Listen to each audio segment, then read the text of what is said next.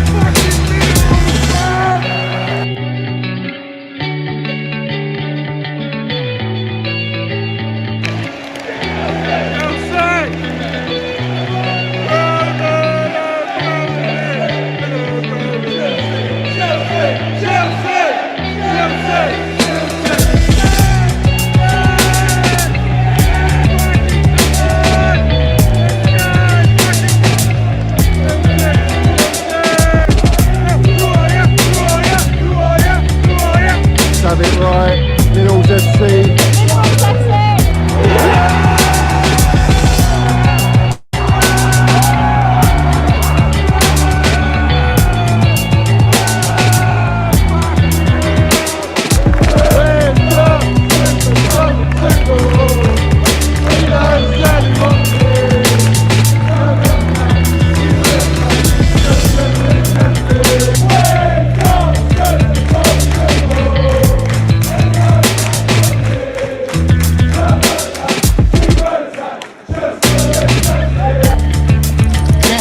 You got the minerals, yeah? Love it. Got the minerals, TT. Hey, Johnny's got the fucking minerals, mate.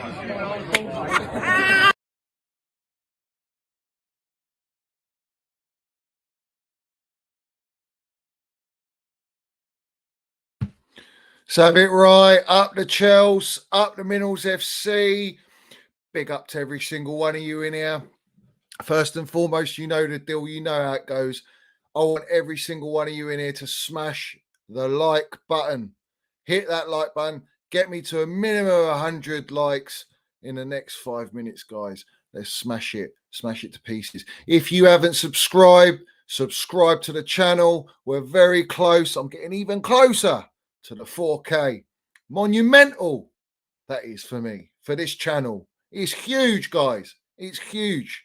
Not been in it for too long, and it's building and building. And it's all down to you guys and everyone supporting the channel. Big up to every single one of you. Hit the notification button so you know when I'm going live. A lot of people saying they don't even know when I'm going live. Hit the notification button. That way you know I am going live to land the minerals. And let's have it right. Let's have it fucking right. Everyone, I hope everyone is pumped tonight. Yeah? I hope everyone's pumped. Forget about the Europa League tonight. We're not watching that shit, that garbage. We're going to talk about the real elite minerals of Chelsea Football Club. We're going to talk about everything. We're going to talk about the achievement that Potter has made. We're going to get into all of that, guys. I'm going to quickly run through your comments. As per, you know the deal. I'm going to introduce a few little things via Twitter and that, some quality stuff, and then we're going to get into it. We're going to get into it. Big up. I'm buzzing, guys. I'm buzzing. Big up, Mixter in here. Hi, buddy. Hope you're well, geezer. I hope you can do me a small favor. I had sent you many messages on Insta, but you had not replied back. Put down what your Insta handle is, geezer. Because a lot of the Instas I don't know, and I don't really delve into Insta too much. I get in my DMs as much as I can, but let me know who you are, geezer. Not a problem. Big up Mitchie in here, my geezer. Big up Johnny, living rent-free, as always, geezer. Always, geezer. Oh, the three guys, Unismart and their friend, are saying we are going to lose on Sunday. I'm hearing a lot of wishy-washy supporters, no backbone, no minerals about Sunday. We're going to talk about the Arsenal game, but I want to do a show tomorrow on the Arsenal game. It might come up in conversation tonight, but I want to do a full-on one tomorrow about the Arsenal. Tonight is about Zagreb, and everything that's going on. There's a lot of news to talk about, and that's what we're going to delve into today. Big up England Cosmos Football Channel. We need the spirit of Chobber Harris. Let's have it right. Yeah, I don't disagree, geezer. I don't disagree. Big up Nutty Blue in here, my geezer. Lovely to see you in here. Up the Chelsea, up the Mills FC. Not surprised we made it through. That's just what we do. Bring on Arsenal. 2-0 to the Chelsea Billboy. Let's have it right. I love the positivity, mate. We've got to be positive. Big up Ardy, your boy Gallagher, robbed Pulley from an assist, man. Listen, your Pulisic agenda is unbelievable, man. It's a relentless, geezer. But I respect it. Fair play to you. He should have put that away. I'm not going to lie. You know, you're not really wrong there. Carefree Kevin here, up the Minerals FC, up the Chelsea. Been waiting for a proper platform to stream. Let's have it right.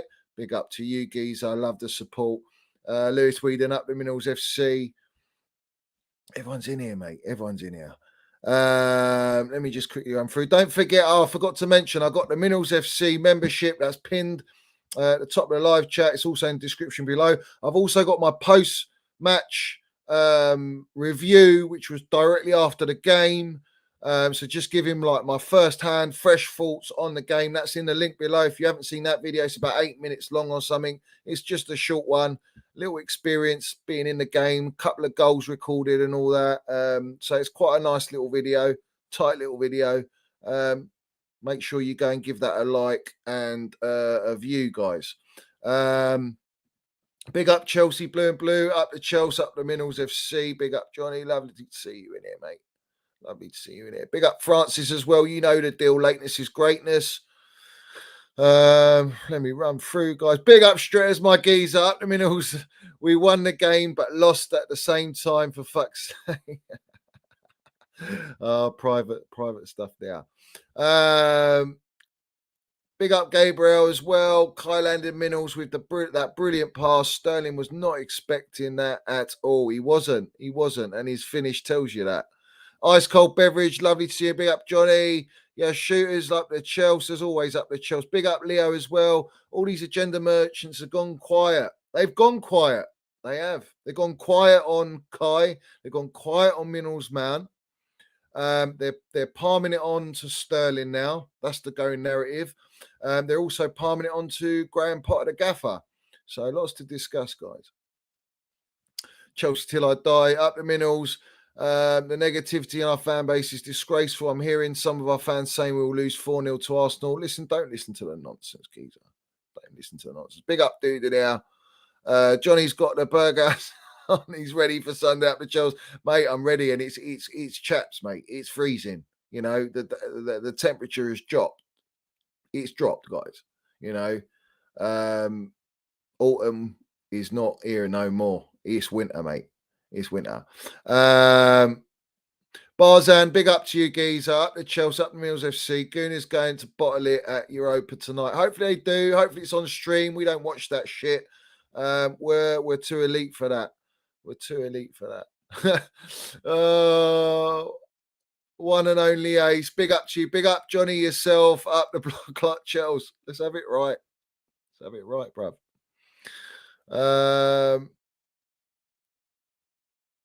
All right, so let's get started, guys. Let's get started. I didn't do a stream last night because obviously I went to the game and it was too late. I didn't get back till midnight, funny enough. So that was a bit of a nightmare. But let's land the Minerals now. We're going to land the Minerals now. Let me get it all set up. While I'm doing that, hit the like button. Smash the like button, guys. Yeah. Very important to smash the like button. All right. So let's get this going. Let's get it going, guys. This is quality, mate. This is what it's all about, mate. Yeah, this is what it's all about. All right. We're going into it now. Let's go, guys. Let's land the damn Minerals, guys. Let's go. My boys. See my boys. See my boys. See my boys. See my boys. See my boys. See my fucking boys. Are you dumb? Are you dumb? You see my boys. You see my fucking boys. Mason! My boys. See my fucking boys. Are you... Let's have it right, guys. Let's have it right. Yeah. Fucking hell. Love that. Love it. Let's do it again. Let's do it again.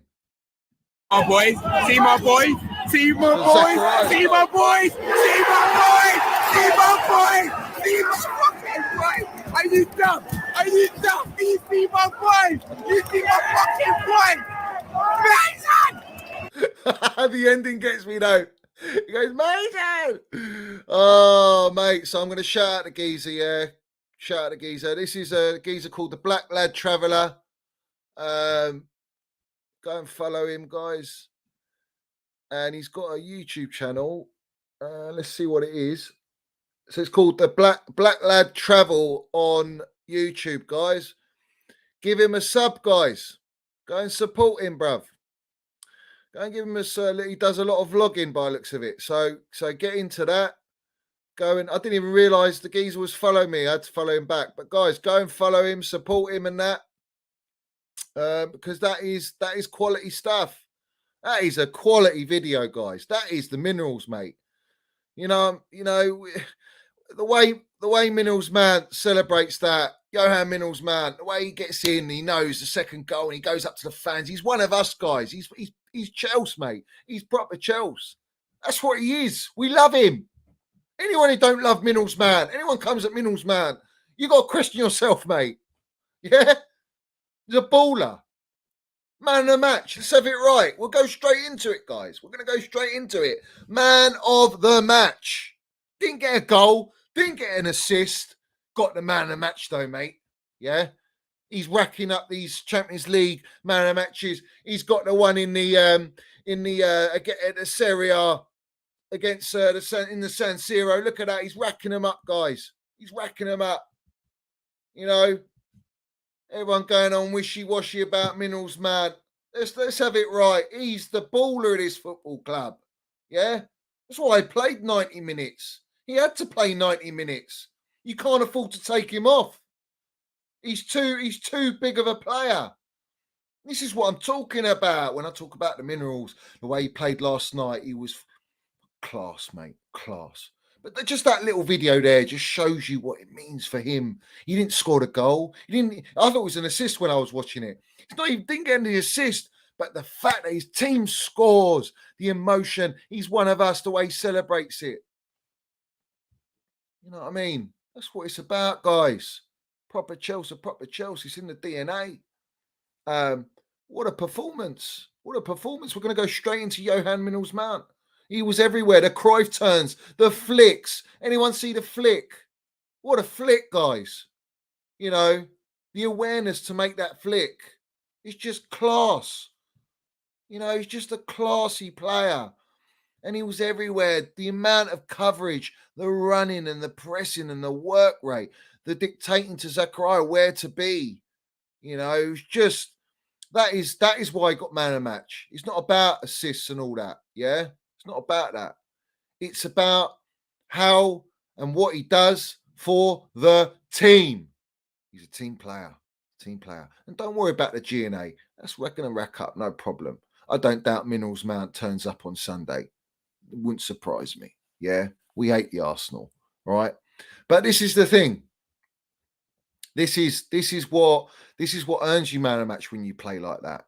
And if people go, oh, he didn't do nothing. Oh, he was terrible. Oh, look at all his pass rates. Blah, blah, blah. It's called the eye test, mate. It's called, yeah, we watch Mason Mount, but we don't see. They don't see the minerals. If you ain't blessed to see it, you never will. You have to educate yourselves. You need to go and study the baller. Go and study him. Go and watch him. Go and watch it back. Yeah, go and watch it back. So, we're going to go straight into it. A fantastic result, 2-1. We come back from 1-0 down. Let's have it right. We were sloppy. I look at Mendy in that goal and I think maybe he should have been a little bit more commanding, but I don't blame Mendy because at the end of the day, he's had no run-up, really. He's definitely, his confidence is shot to pieces. He made a good save, though, in the game. But in that moment, we were a little bit, no one was commanding it. And again, when you don't have a Thiago Silva in the back line, you lose that You lose that guile, that calmness, that reading of the game. Koulibaly, first game thrown back in, a little bit shaky, as we've been seeing recently. But we still came back in the game. We let in that sloppy goal, and we came back in. We got back in. We got stuck in. But let's talk about. I'm going to run through players. Obviously, I'm going to run through certain players. I'm going to hand pick at the minute. Zakaria. I'm going to hand pick Zakaria at the minute because this player, we were told if he plays, he can't be sent back to Juventus. Apparently, he's not allowed to play one game. And then that way we can send him back in January. As it stands now, the gaffers picked him last night. So that means he stays till the end of the season. So that's an interesting one. But he said that the gaffer said to me, do exactly what you've been doing in training on the pitch. And he said, that's exactly what I did. Right? Now, it's one game. It's a very small sample size. So let's not get too ahead of ourselves. All right. And you have to take into consideration the opposition that we played. The opposition we played was a little bit, they're not a great side, a bit of a physical side. They had their 12th man behind them. They were rocking at the bridge, which we'll talk about that as well. But this is the thing for me. For having no run-up, for not even having a run-up at Juve or even pre-season, this guy's been thrown in to play alongside Jorginho. Now, I want everyone to think about that for a second. All right. That's quite ballsy from Potter. That's a bit of rotation. And that's him, the gaffer, saying, here's your opportunity to show what you got, even though we've qualified. All right. And we went 1-0 down. But what I liked about this guy is he had the physical presence in the middle of the park. He had the physical presence. He had the ability to carry the ball. He had the ability to close down spaces. He won the ball back.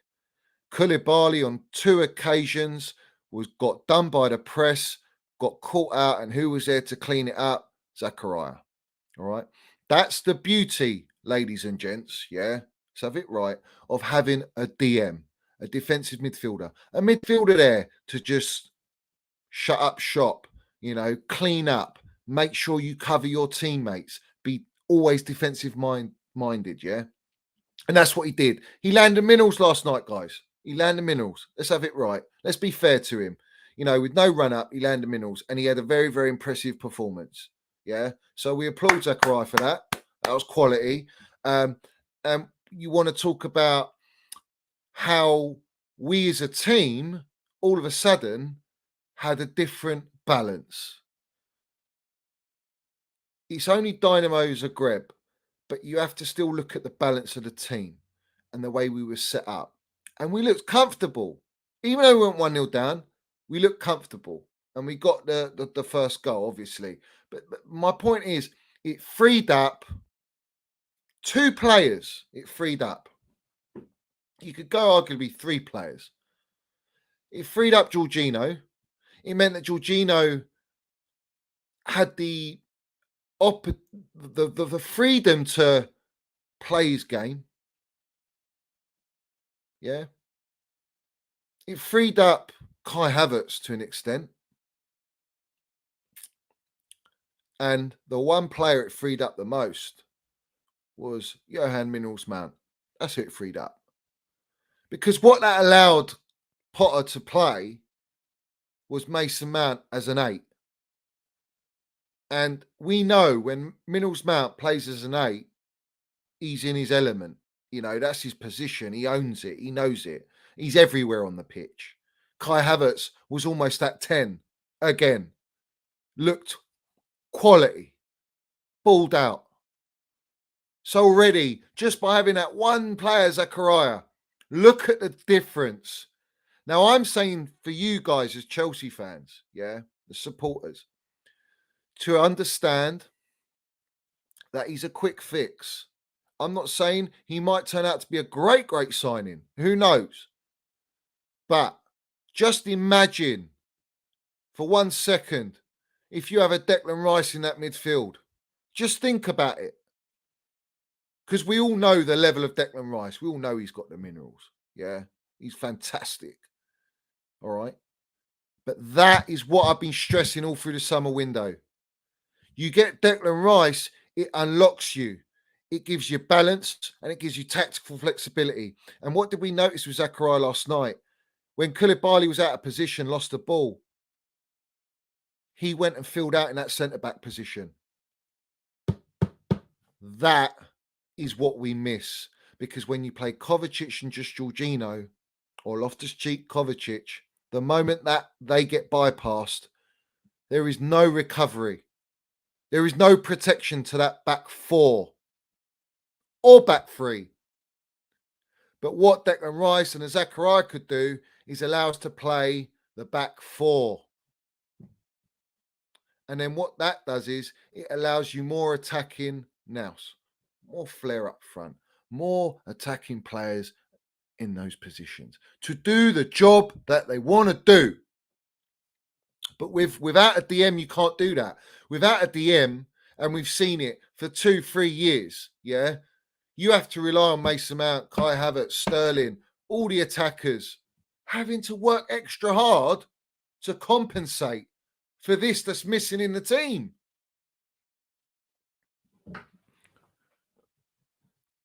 That's the value of having this profile player. We ain't got that profile player yet of that ilk, of a Declan Rice level, yeah? A Casemiro. We haven't got that yet, right? For the life of, I don't know. For the life of me, I don't know why we never bought a player of that ilk. But we got Zakaria on loan, and he showed he could do a job. So we have to see, is he in contention for Arsenal, or is it going to be a ease you in process? I don't know. But what I do know is that you've got physical presence in the midfield. And that is vital. Because it makes the opposition think twice.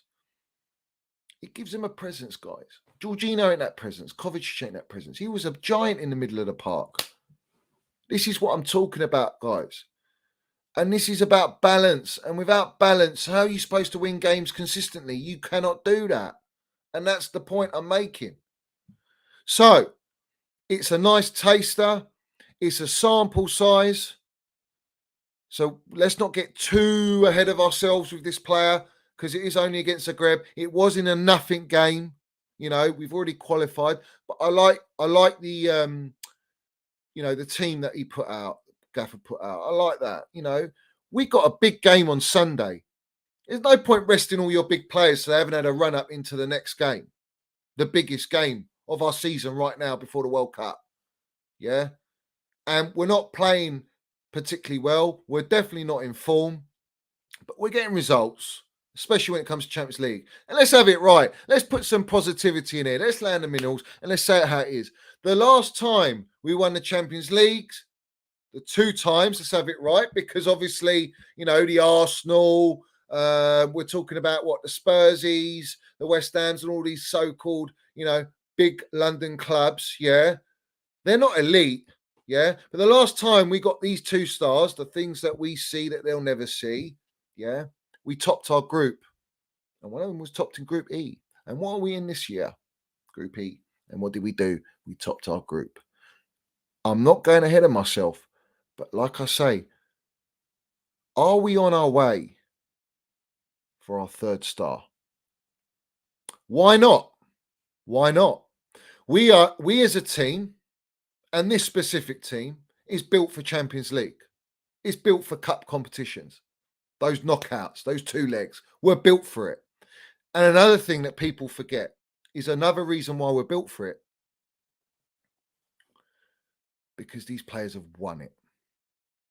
The majority of this team has won the Champions League. They know how to win the big prize, the big ear trophy. Yeah.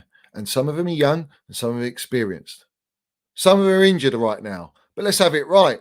We'll get Reece James back for the second part, the knockout stages of Champions League. Hopefully we get Kante back as well a little bit later.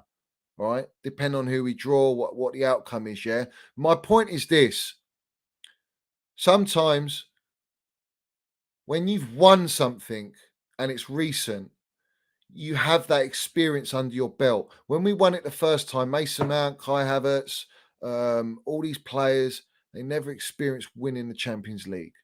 No one's gone over the line, crossed the line to win it. They have now. So that experience you take into this competition. And once you get to those knockout stages, anything's possible. And that's why we're built for this competition. And I strongly believe that we can go and win the Champions League and get that third star. Let's see if the draw is kind to us as well. But I don't care who we play. And I actually think Potter is more suited at the moment to the Champions League. Funny enough, even though he's never played Champions League football, this is his first time managing a team in Champions League football, being at a Champions League game. And let's have it right. All the so-called platforms, all the brown envelopes, all the media, pressure. Chelsea might not even qualify. Trickles down to the fan base. Oh, we're not even going to qualify. We're not going to qualify for the group stage. We're going to get knocked out. We're going to go Europa League. The gaffer comes in, back-to-back against AC Milan. Salzburg done. Zagreb done. Draws at home. First game, granted. Won everything else. Clear as well. So we have to applaud the gaffer for that. We have to applaud the gaffer because what he's done is he's done his job. Do you know how much money you earn from just qualifying there? Broadcasting rights, the money's invaluable, mate, you know. And that's now allowed us to take the next step. And now we can put that aside and think about the Premier League. And last night's game was about that. A lot of people bitching and moaning about the team selection. Oh, why is he playing Sterling, Aubameyang, Mount, Kai, Jorginho? Oh, he's playing all the players, regular players, like they need a rest. No. These guys have got what? Arsenal, Man City, Carabao Cup, and Newcastle. You fucking play out your skins for those 3 games. Let's have it right. And this is a trial. This is a test out. This is a run out. Get your minerals together. All of you. Get a win. What if you go into the Zagreb game and you lose that game? You go into another loss because you played a weak youth team, right? To go into the Arsenal game. Doesn't make any sense. You have to play your strong 11, but Potter still mixed it up. He still played around with it. And I'm fine with that. I'm fine. There was nothing wrong with that. But after a loss to Brighton, you have to do that. You need to rejuvenate the confidence, igniting them. Confidence is very important. And the way I saw Minerals Mount and Kai Havertz last night, the confidence was oozing. Jorginho never looked so comfortable. We didn't have that issue. You know, we even got Thiago Silva on. I watched Thiago Silva on the sideline, while he's warming up. Do you know what he was doing? He's a leader, mate. He's a general. He's a Minerals general. He was telling them when to push up, when to get into position. He knew a ball was coming when the Zagreb were in possession. They were going to play it out wide, and he knew they were going to play it out wide, which is what they did. And he called over Trev, get in that position now. And we bopped it, and we got a goal kick. This is what I'm talking about. Thiago Silva is a must on Sunday, all right? He's a must. But these are the things, guys. You have to switch it a little bit. You manage the players that need it. Thiago Silva needs it. Kovacic needs it because of the injury. I actually think Cucurella's rested because he's going to play on Sunday. I don't think Chilwell was going to play on Sunday. I don't think he was. But he was getting the run in. He was getting the minutes. And I think Chilwell pushed himself to try and get that shout to be in contention for Sunday. But I think the gaffer's got his mind made up. Maybe. I'm just guessing there. But let's have it right.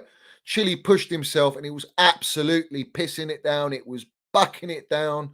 You know, you don't full force run like that in this weather because you just get that injury. Anyway, I saw him. He got his hammy straight down, immediately down. I knew it was bad news. Now, it's been reported today by one of the doctors on Twitter who's very experienced. It could be 8 to 12 weeks out because Chile was on crutches. This is a fucking disaster, guys. It's a disaster. You know, another situation, same time of the year. We got Reece James out, and now we got Chilwell out. Fucking, can you believe our luck, guys? Can you believe our luck? It's just no one in the league at the minute has got these injuries. We've got Chilwell out, James out, Kante, Fofana. We've had Koulibaly out. Fuck me. Big players, guys. Big players, ballers. Important. Gives us flexibility. Gives us options to the gaffer. Gives him options. Now we've lost all those options. So that is the downer on this game. That is the downer on this game. And I'm going to land this one, yeah. And I'm going to do a session on it. All right. But this geezer, I'm going to bring it up now. Let's bring it up. Now. All right.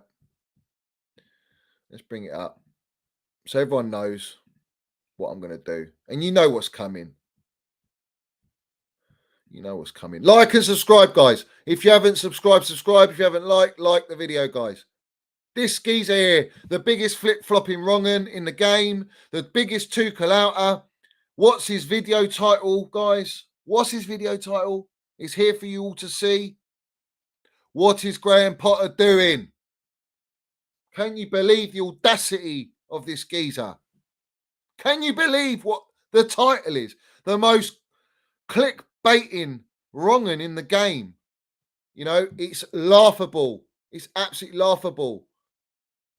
And I will do a reaction video to that. I'm not doing it live. I'm gonna do a short one so anyone can go back and watch it. Yeah, as short as you like. I land the minerals very quickly and we move on. Today I want to talk about Chelsea. I don't want to talk about these negative toss pots. Yeah, all right. Let's have it right. What is Mr. Lenin's doing? What's he doing? Being piss poor, mate, in the game. That's what he's doing. So it's sad that Chilwell's injured. I'm gutted for him. It's just devastating, mate. It really is. We just want him back as soon as possible. And another one that misses the World Cup. Let's have it right. The UEFA, the brown envelopes flying about to book this World Cup in the middle of a season. Look what it's doing to the players. Look at the fixture congestion. How it's absolutely ram-packed. Rammed. This is a squad game in this season. All right? Up till now, all the other clubs have been all right. Yeah? But let me remind everyone, we've played 12 games of the season. It's nothing. Absolutely nothing. Let's see what happens in the World Cup. And when they get back from the World Cup and they played in the World Cup, I guarantee there's injuries. And that's going to happen to us as well. But we're getting it already. Brown envelopes have won this one. They don't give a toss about the welfare and the health and safety of these footballers. They just see them as pound notes, dollar signs, euros, whatever. That's what they see them as.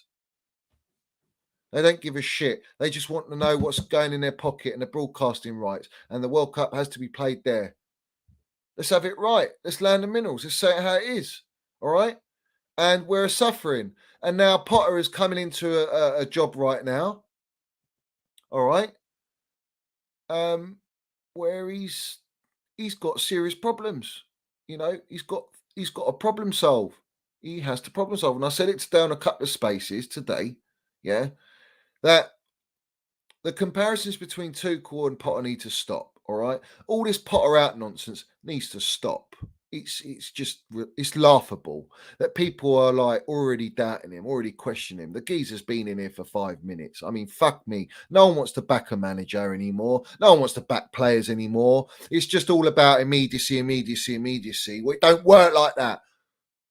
It doesn't work like that. Football doesn't work like that. Chelsea's not always been like that. We're trying to build a structure now. We're trying to bring proper professionals that are qualified in the departments we need behind the scenes to recruit the right players, to continue our grassroots and our academy, to work closely with marketing, with Potter's team, with the gaffer, with Bowley, Clearlake, all the spokes put together. That takes time. That takes time. I never wanted Tuchel sacked. I love Tuchel. Elite gaffer. Part of our history. A legend. I don't forget all the rats and all the wrong-uns, and Rory Jennings was one of them that created the campaigns against Tuchel to manipulate the fans, the fan base, to divide the fan base, to question the gaffer without him even building his own team, not even for 2 minutes.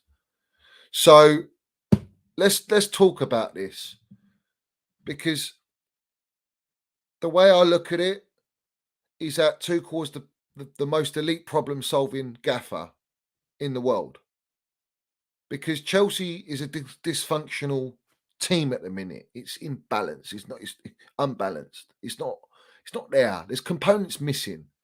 Yeah, we've got players from 5 previous managers. Only now it's been reduced a little bit because we sold players. But my point is, he's still going through that transitional stage of the old regime, the old recruitment into the new.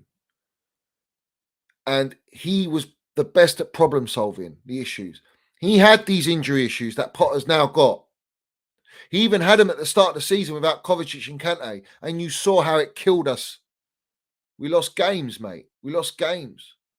We lost to Leeds. We lost to Southampton. We lost games because of the lack of squad depth, of high quality, being able to play the positions in that system. The system got completely shred to bits, cut apart, because it was the best suited system for this group of players. Potter's come in, he's tried the back four a few times, but predominantly you're going back 3 wing backs. Well, right now we've got no Chilwell, no Reece James, we've only got Cucurella, and we've only got Azpilicueta.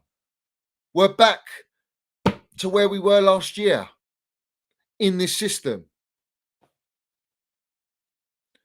How does Potter deal with it? He tried Sterling and Pulisic. It worked in the Champions League against Salzburg.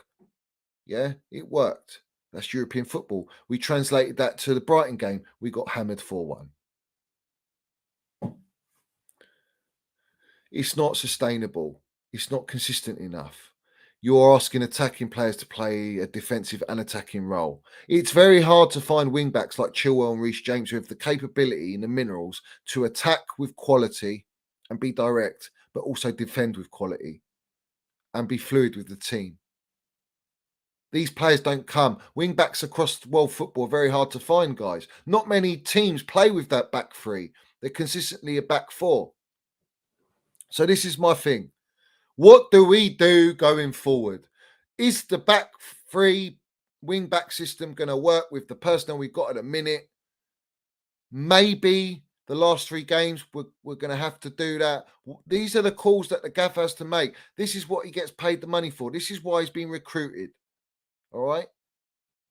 He's got to find a way to get us playing and sharpish. We cannot afford to drop any more points. What are we, 11 points off the top already?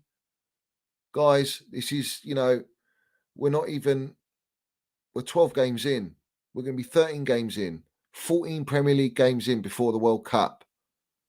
You're less than halfway. And we're going to be, 12, 13 points off the top. It's ridiculous. This is poor, mate. We're better than this. Tuchel would guarantee us top 4. He done it twice. Yeah, he done that. I don't doubt. But what's the excuse for Potter? Potter, yeah, he's having issues right now, but I expect top 4. We all expect top 4 as Chelsea fans. As a bare minimum requirement, we would expect top 4. We're a Champions League club. We're an elite club. But right now, it's not his fault as well, guys. What I need to send a message here. It's not just Potter's fault. Who foresaw all these injuries? We know that it's possible, but fucking hell. Do you think he would have played Chill if he knew that was going to happen? Of course he wouldn't. Of course he wouldn't. But it happened. It's not his fault. A lot of people bitching and moaning about him playing Chilwell for however long he did. Maybe he was in contention for the Arsenal game, and that's why. We got Koulibaly back now. So it means we've got the option to play Cucurella left wing back now. Because we know at left centre back, he's been a little bit not so consistent. Yeah. And he's still settling. So I can understand these issues. I can understand the midfield issues. But no one seems to have context in this fan base. No one. No one has any context, guys. This is a big problem. Big up to Blue Hope. Thanks for your Soup Minerals donation. This World Cup at Christmas was a terrible and dangerous idea. The fixture pile-up is causing numerous injuries. Havertz and Mount balling last night. Let's have it right. They did ball. Let's talk about Kai Havertz. Let's talk about Kai generational Havertz, yeah? Because this kid's been getting a lot of stick. What are they all saying now? They're saying now, nothing. Oh, just bring it to Arsenal. Oh, just keep the consistency. Oh. Listen, play him as a number 10 and you reap the rewards. And that's what we did. He plays a number 10 against Salzburg away and he scored that worldy goal. Was influential. He got robbed of 2 assists last night. All right, robbed is a bit harsh, but let's have it right. One of those balls from the left side across to Sterling, the way he picked it out, that's Kevin De Bruyne-esque. Yeah? Play him in the 10 and you'll reap the rewards. It's as simple as that. And he's got the minerals to do that. He's created last night. Did you see the creative side of Kai Havertz last night? You should have seen it. Did you see his work rate? Did you see a moment in the game where Mount and Havertz were on the right side and you had Zakaria with the ball and I can't remember if it was him or as a player and they were both calling, send it over to us because they're elite. They know that we're going to stretch the opposition. They knew that they would have space to work with each other close together and create a chance. This is what I'm saying. They're both on the same wavelength. They've both got chemistry. They both got the minerals and they need to play in their positions. You play them in their positions and you will reap the rewards, guys, and we will create and we will look dangerous. I want to see Kai on Sunday. I think Kai is looking very, very confident. You saw a beautiful flick from him. You know, listen, when you talk about going to pay money to watch games, right? Yeah. And you pay your subscription to watch it on TV. And you pay in general to watch Chelsea. This is the minerals and shit we want to watch. We want to see these Johan Mount flicks, these Kai Havertz little beautiful passes and trickery and movement and the way they play, the class, the elegance. You know, this is what you want to watch at your football team. When you have to do it, obviously, not just showboating. And they weren't showboating. They were doing it because they were trying to get themselves out of trouble. But it was class, mate. That's what you pay the money for. This is what you want at your players. And I love it. I enjoyed the performance last night. I really did. I enjoyed it. Apart from the Chile injury, which is Chile mare. Apart from that, it was great. The fact that we went 1-0 down, our tails didn't go in between our legs. We got straight back into it. And Sterling, he got his goal. He broke his duck, that little drought. And you saw how much it meant to him. He celebrated. He put fist pump. Did he take his comments off his Twitter because of the fan base, the relentless hate he's getting? I don't know. Is it because someone passed away or something? I don't know. Maybe it goes hand in hand. It's wrong. Stop fucking coming at your players and back your players. Stop criticising them, throwing them under the buses, man. This is the moment they need the support. What, you think you want to just basically hand them all over? Yeah, we're going to lose on Sunday. Yeah, we're shit. Well, don't watch it then. Don't fucking watch it. Simple. Don't go to the game and support them then. This is when they need your support. It's what it's about. You saw how Mount celebrated with the fans. That's what it's about. It's a connection between us and us and the players. We have to be supportive of them. We have to believe in them. We know that we're not the complete team yet. So let's enjoy the ride. Guys. This should be exciting for Chelsea. We're trying to build on something here. We're trying to create consistent success based on longevity, not immediacy. That's the difference. That's what we're trying to do. So let's be supportive of the team and give it our all towards them. And then, I am very confident about Sunday.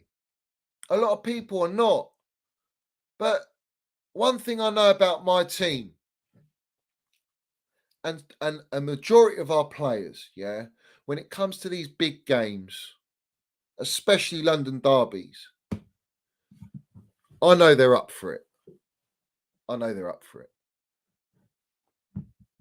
I know they're up for it. And I'm not gonna kick down my players except that I was gonna lose the game. No chance. No chance. What's the point in going to a game if you think you're gonna lose? No. Big up British Patriot. We've got Atomic in here. Carefree Care. Back four is the future. Chelsea until I die. Guys, get the likes up. Let me know what likes I'm on, guys. Let me know what likes I'm on. I want to be on minimum 150 likes. We've got almost 150 people in here. Get me the 150 likes.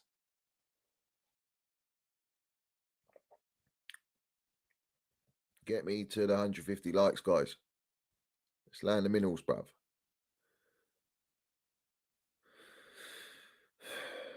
What, Arsenal are losing 1-0, are they? They're losing 1-0. Let's go. Isn't that interesting? Isn't that interesting? Europa League, they've got to top their group with this win. They need a win. They need a win. Are they playing away, guys? Are they playing away? I don't follow the what's it called? No, they're playing at home. Oh, they're 1-0 up. They're 1-0 up, not 1-0 down. They're 1-0 up. That's fine. Another game. They've got to play midweek. All good. All good, guys. Big up Srinef in here. Thanks for Super Mills Geezer. Big up Johnny. We are now transitioning better. Nay says, dumbstruck with progress. Now they can play players, not Chelsea level. Support the gaffer and the team.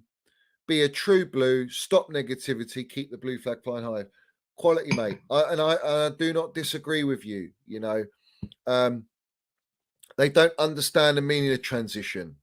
All right, they go on like they do, but listen, let's have it right. All this stuff, just bench Sterling. Listen, Sterling, no matter what, yeah, what you say about him, he's a little bit inconsistent. We saw that at City. We know he needs quite a lot of chances to put away, but he puts away chances. He had a chance yesterday. He maybe could have had a hat trick yesterday. All right, but he's coming off a goal drought at the minute. He hasn't scored for 7 games or 6 games, so that's expected. Now he's got that goal. Do you know what it meant to him to score that goal? The way he reacted to that goal, I loved it.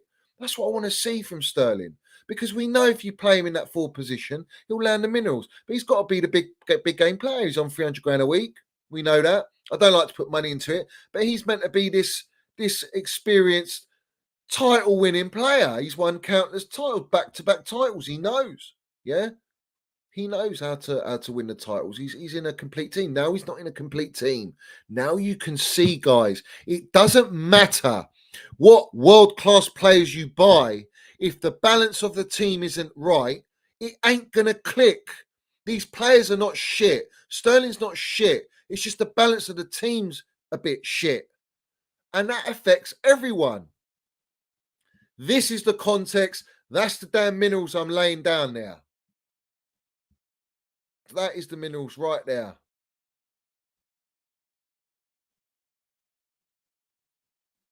You have to respect that. You have to understand that context. If you don't, then you're a long way from Starbucks. Yeah. You can't tell me all these attackers are just shit. They're not. Aubameyang almost hit the crossbar, made a chance by himself. I like that. I like that about him. You know, go and have a crack, son. Have a crack. And it was almost a brilliant goal. I like that. I want to see more of that from Aubameyang.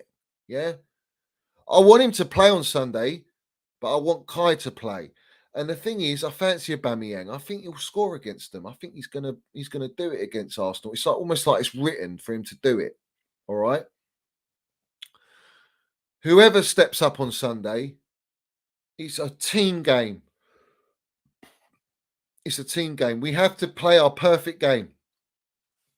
No different to playing Liverpool, Cities, United. You have to be on your game. If you're not on your game 100%, all right. I know we're not on form. I know we're not playing that well. But if we get it right on the game, in that game for 90 odd minutes, 93 minutes, then why can't we win the game?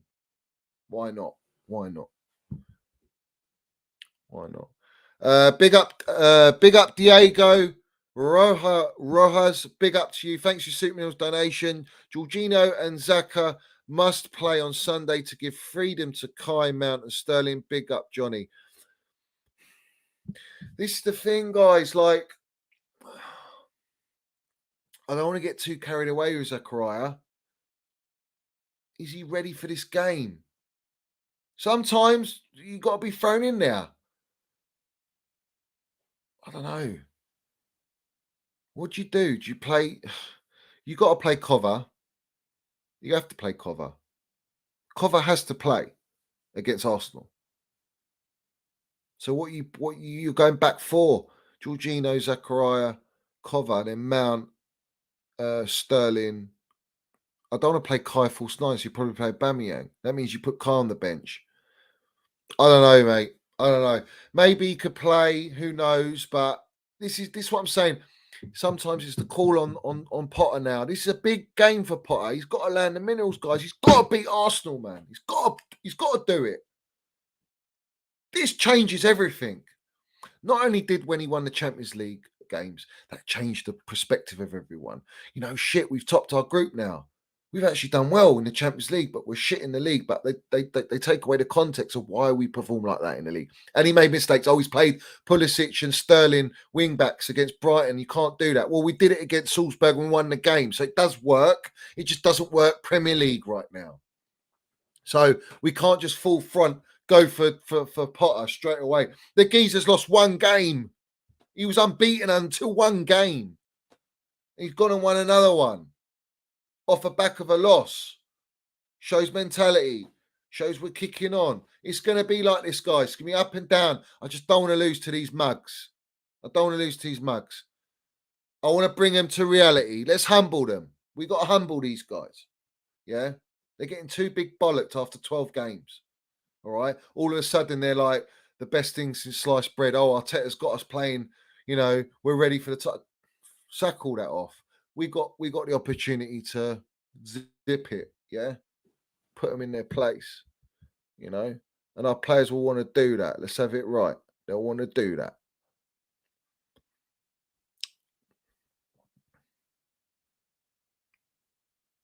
Yeah, he hasn't lost the game at the bridge. You're right.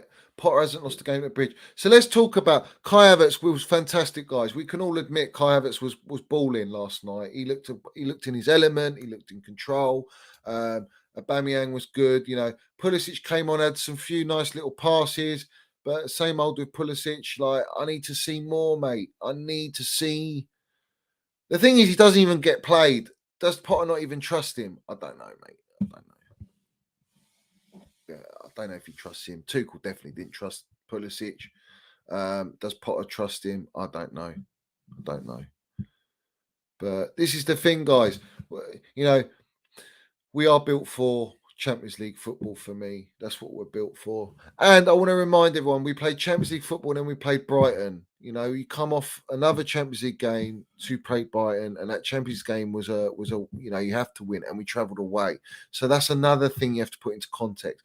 Our track record of us going away and in Champions League or Europe and then coming back to play Premier League games, it affects you. This could affect Arsenal. You know, Arsenal coming to Chelsea on Sunday. I don't even know if Saka's fit. Apparently he's injured or whatever, or he is fit. I don't know if it's all mind games. I don't give a fuck. Play him. I want you to play all your best players. Play them.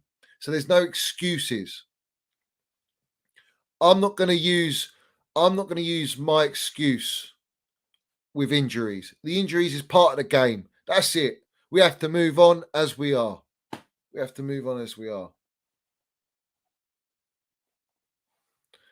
see. We have to see what he does. Big up Chelsea old boys, my geezer. Smash the likes and subscribe to the best Chelsea platform for your daily minerals. Let's have it right. Up the Up the fucking Minerals FC. Let's have it right. Let's have it right. We know what we are. We know exactly what we are. We know exactly what we are. I haven't got an agenda against Pulisic. I said he did very well when he came on. He did very well when he came on. I'm not disputing that. But I've got to look at the other game he played against Brighton and he was poor. So again, it's inconsistency. You know, you can come on for 10 minutes and have a good little cameo when the game's dead. I want to see in the big games. I want to see in the big games what he's about. If he plays. If he plays.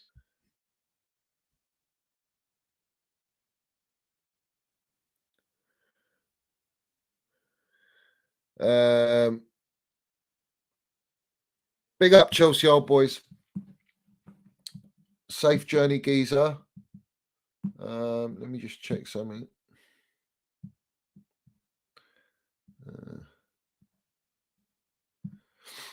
Guys, while I'm doing this, just like and subscribe, guys. Like and subscribe.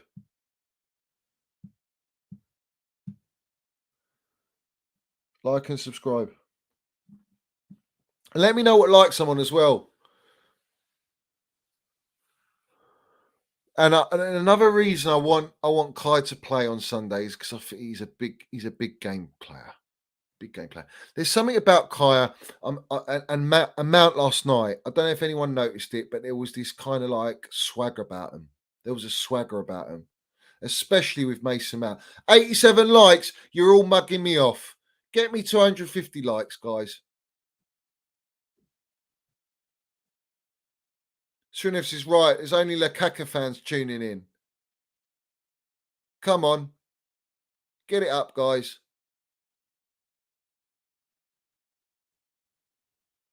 Get it up. Get those likes up just like you get it up when you see Megan Fox, mate. Go on, land it. Land it, guys. Let's not muck around. You're acting like there's a Astrid Wet around, bruv. Get it up for the real ones, yeah? Come on. Come on. Let's not muck around here. Kepa will be back, I think. Kepa will be back. Hopefully. I don't know. This is another thing I want to say as well, all right? And it's another thing that works in our favour, and it's a disadvantage to Super Mick Arteta. Yeah. They don't know what our lineup is. They haven't got a Scooby what our lineup is. They haven't got a clue. They don't know who's going to play. They don't know what formation we're going to play. They'll only know an hour before the game. They'll set up their way, but their game plan might have to change an hour before. Because I know they play a certain way, all right? Everyone plays a certain way. But when you play another team, you have to work out where you tactically tweak it. And that'll be last minute because they're not going to know. We know their lineup, but they don't know ours. That's why it makes Sunday's game very interesting. Makes the game very interesting because we've got a lot of options, guys. We've got a lot of options to an extent when it comes to attack. But where does the gaffer go? Does he go back three, wing backs, or back four? Do you know what I'm saying? That's how it is, guys. That's how it is. Get the likes up. I'm really upset about the likes. It's poor, mate. It's absolutely poor. It's poor.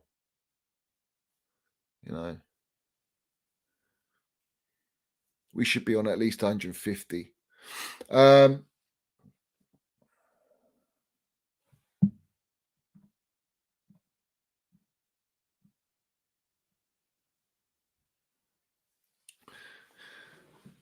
We're gonna do a show on Arsenal, guys. We're gonna do that tomorrow. We've got plenty. We've got 2 days before the game. We're gonna do a show on that.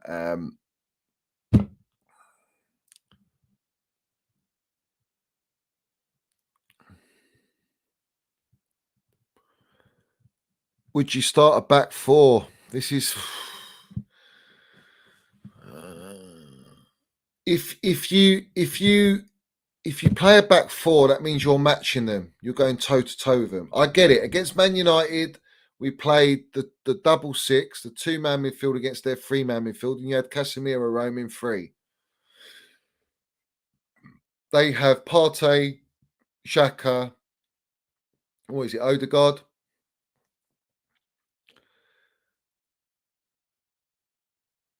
So you need to match the three. My other thought process was this: if you played the back three wing back system, you have Kovacic and Jorginho. All right. You play Asby right wing back, Cucurella left wing back, and then you in defensive off the ball phases, Mason Mount matches their three-man midfield. In attacking phases, that's where Mount goes in between the lines, and we use him as a creator with Kai Havertz roaming. That's what I would do. I'd play the two up front. I'd play the Kai Havertz, and you could probably go Kai Havertz Sterling and have Aubameyang on the bench and bring him on second half or something. But let's have it right. I don't see any of this nonsense. If Aubameyang scores against those goons, yeah, if he goes and scores, I don't want any of this respect nonsense, yeah? Aubameyang needs to celebrate it, kiss the badge, go to the away fans, let's have it fucking right, yeah? That's what he's got to do. He's got to do it. Forget all the respect. Arteta disrespected you. All your teammates disrespected you. Mugged you off, mate. Yeah, there's no fucking loyalty. There's no loyalty there. The loyalty's with your club now, Chelsea. You didn't even get loyalty at Barcelona. So yeah, I will be pissed off if he doesn't celebrate a goal. Yeah. He has to respect us, guys. Yeah, doing Emmanuel about the Bayor fucking charge, mate. Like that. Just fucking yes. Kiss the badge, done. Fuck off. You rats. Humble yourselves. You're going down. You're going down. Let's have it right. Going down.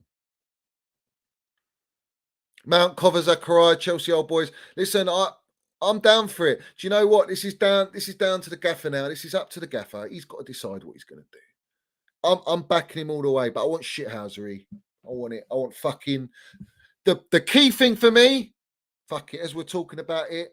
Second balls, you got to win your second balls. You don't give them time. You don't let them fucking pass it around. You block their channels. And when you get those opportunities, you win the ball back. You keep the fucking thing. You keep passing it and you pass quickly in the right moments. You press in the right moments. You have to play a perfect game. These guys are on form. That's all they got. That's it. They're not a title winning team. They're not a Champions League winning team. They're just a team in form. This is where people get a bit lost in translation. Now, I'm here to put it into translation for you lot. That when a team's in form, they play well, they know their roles, and they got confidence and their tails are up. But let's have it right. What have Chelsea based themselves all through our 20 years? Even before that. What were we always? We were just like Kasabian sing, we're the underdogs.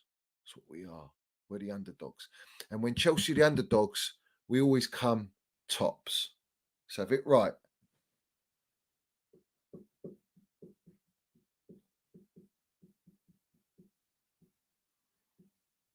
We know what they do. We know they like to invert. They like to pack the midfield into a four-man midfield. No problem. We can do that as well. We can do that as well. The moment you congest their midfield, what does that do? It either forces them back or wide. And if they go wide, it's perfect for us. We don't give a shit about them going wide. What do we care? This is what I'm saying, guys. There is a way to beat them. They're not invincible. They're not Manchester City. They haven't got those sort of players. I don't fear them. I generally don't. And I don't understand the weak mentality and the backbone is so weak. in the fan base when it comes to Arsenal, because they think, oh yeah, they're just winning games. They got fucked over by Manchester United. Yeah. They got done by United, who were in poor form. No form. They got done. They beat Liverpool, Man United, because Liverpool ain't playing very well. Yeah? Arsenal beat Liverpool. So what? When a team's not in form, of course you've got every chance to beat them. But this is the thing. They can be gotten at.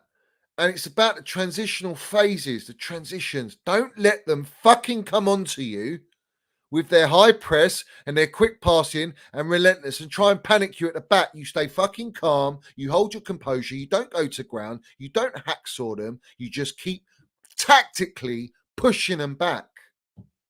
That's how you got to play against them.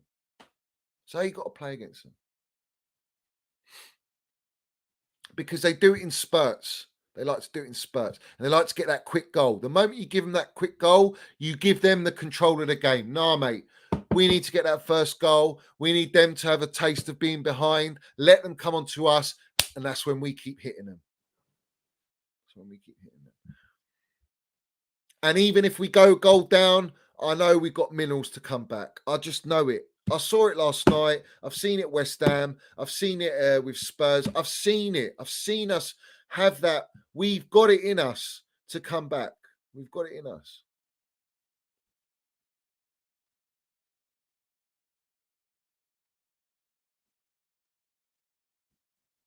Big up, Jeremy, here. Let's have it right. Arsenal, Chelsea play 80% to what we know. We best them all day. We have better players across the pitch. Yeah, we do. We've got a better squad. And even we're struggling now because we've got all the injuries. We've got, 4 players, key players. Listen, let's have it right. When you say I haven't got N'Golo Kante, all right, there is no way of replacing N'Golo Kante because there's no other N'Golo Kante in world football, all right? There isn't a player like him. So you've lost an irreplaceable world-class player there on his day, who's fucking 2-3 men in midfield general, all right? You've lost Reece James, who's the best fullback in the world, all right? So that's 2 positions already, yeah? 2 positions. You've lost Fofana, you've only recently signed, who's young and meant to be, to help us, who's got minerals and that. He's out of it. You've had Koulibaly out. You've now got Chilwell, who's our best left wing back, out, yeah, for potentially 12 weeks. These are not like, oh, he's only got a 5 little knock or whatever. He's only out for a week or so, or he's going to miss a couple games. We're talking about 12 weeks, if the reports are true. And these are key players. So when these lot lose their key players, if they lost, let's argument's sake, yeah, they lose Partey. Arsenal are fucked. They're finished. They haven't got anyone like him. Even in a position, they've got no one like him in the squad. This is my point. You lose Jesus, you got to rely on who? Nketiah. You're having a bubble. Let's go to Tottenham. You lose Holberg, you're fucked. You lose Harry Kane or Son, you're fucked. This is what I'm saying. Sometimes you got players in your team that are just, you haven't got any players in the squad that are of that quality. It's like if City lose Haaland, no one's better than Haaland in their squad. That is their best player, or De Bruyne. They might have good quality, but you're never going to get that. So it can happen, and it's happened to us. And we have to deal with it. And Potter has to show he's got the minerals to deal with it. And we have to support him. It's as simple as that. All this pressure on Graham Potter is fucking unacceptable. It's unacceptable.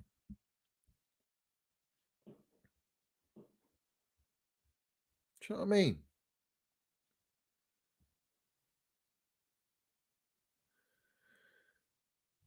We're losing Kante because he definitely needs surgery, and he's been avoiding surgery. And now it's clear as day he has to have the surgery because he's been in that, and he's been overplayed. I mean, fucking hell, come on, let's have it right. Conte played him relentlessly, yeah?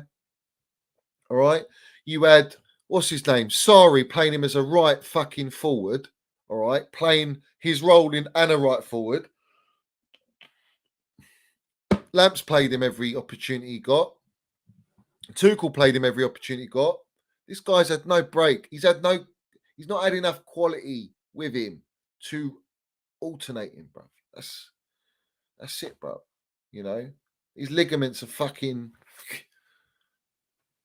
ripping to shreds at the minute. So surgery's needed. Reece James, we know we should have brought back up to Reece James. We didn't do that. Same old shit. Same old bollocks. Transfer windows. Yeah, let's go for Ronaldo's and all these fucking stars. No, let's buy the fundamentals. Let's buy the actual key components that help us in the long run. Do you know what I mean?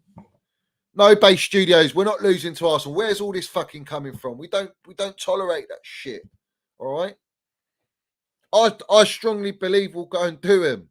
I think we're going to shock a lot of people. I think we're going to shock a lot of people.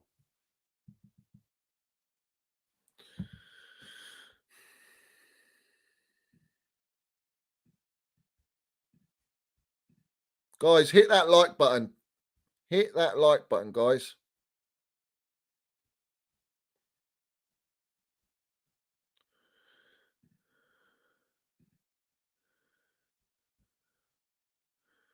Let me know what likes I'm on as well.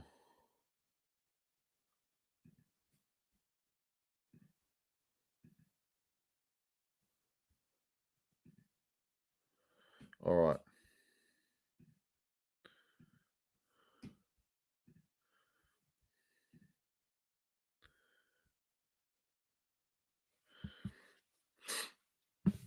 So let's be real about it. Yeah, let's be real about it. And another thing, Let's not forget we got the Minerals Mount, bruv. Yeah, the Minerals Mount is going to turn up big time against Arsenal. He hates Arsenal. Yeah, we know that. Kai Havertz is going to turn up. Yeah, we've got to have Uber turn up. We've got to have all the Minerals turn up. We need this attitude on Sunday. Yeah, this is the attitude we need. Yeah, we need to be like this, cheeky. Let's be cheeky. Let's win them balls. Let's land it. Let's not muck around. That's what we got to do, people. Yeah. I want him in the midfield. I just fancy us. There's something. I just fancy us. I don't know why. I know we're not in the best shape. I know we're not in the best condition. I know that, we ain't got the balance.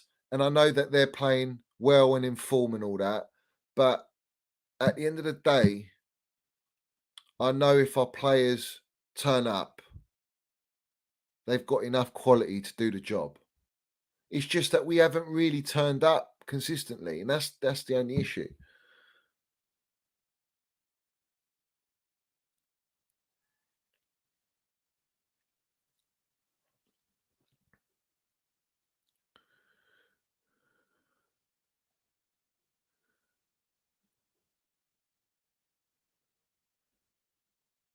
Oh, I didn't see that. Hold on. Yeah. Big up, Srinath. Big up to Mount, who openly admitted Zakaria was man of the match. I think, listen, he was being very, very humble, Mason Mount. Very, very humble. Yeah. Elite minerals. Yeah. Listen, when you got that humility and you've got the GOAT mentality, yeah. All right. His mentality is as elite as him as a baller. That is Mason Mount. All right. And he's a humble kid. He's a team player as well as, getting the results for himself. But if I'm being real with everyone, he was my man of the match. And I'm not saying it like Zakaria had a fantastic performance and he got his debut goal and it was his debut. But Mason Mount, you take him out of that game like Potter did with all the other players, I think you might even draw that game. He was phenomenal. His work rate, he was playing like in the 6th position throughout the game, but then he moved so quickly into the midfield 8. Then he's into the front line. He's right and left. He's all over the shot. What I call him Johan Minerals man is because of his intelligence, his game intelligence. You can't teach that. You can't buy that. That you're born with. That's another talent alone. Talent with your feet, talent with what you can do with the ball is one thing, yeah, which he's got.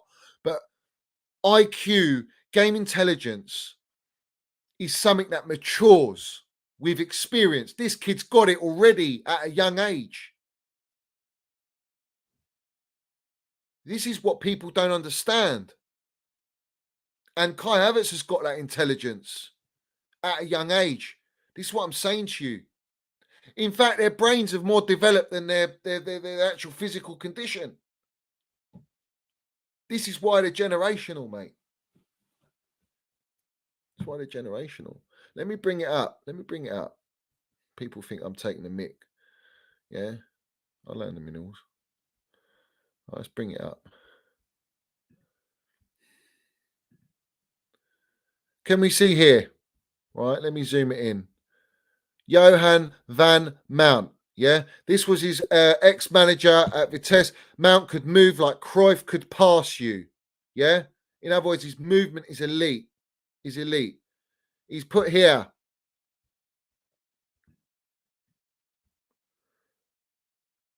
He's put Mount, ex-coach, lightens Mason Mount to great Johan Cruyff.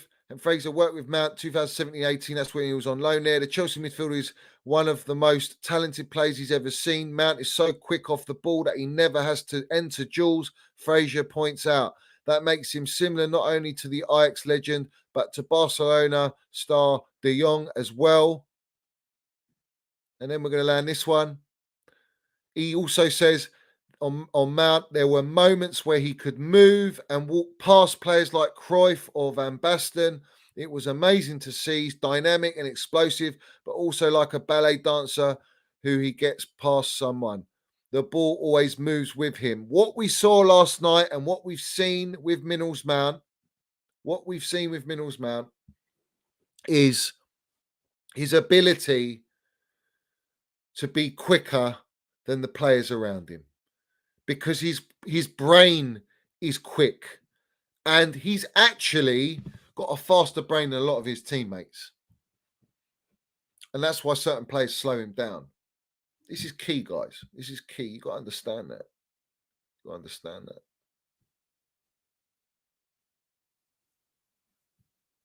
You've got to understand that, guys. Big ups Srineth for the minerals donation, Super Minerals.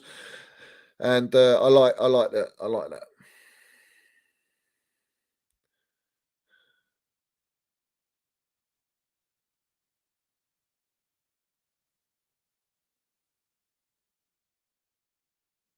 Big up Barzan. He says, Johnny, I remember the game v United preview couple streams ago, and you said Man United was to be tough.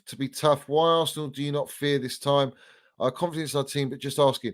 Well, listen, let's have it right. When we played Man United at Stamford Bridge, I just know the type of games they are, and we're at similar stages.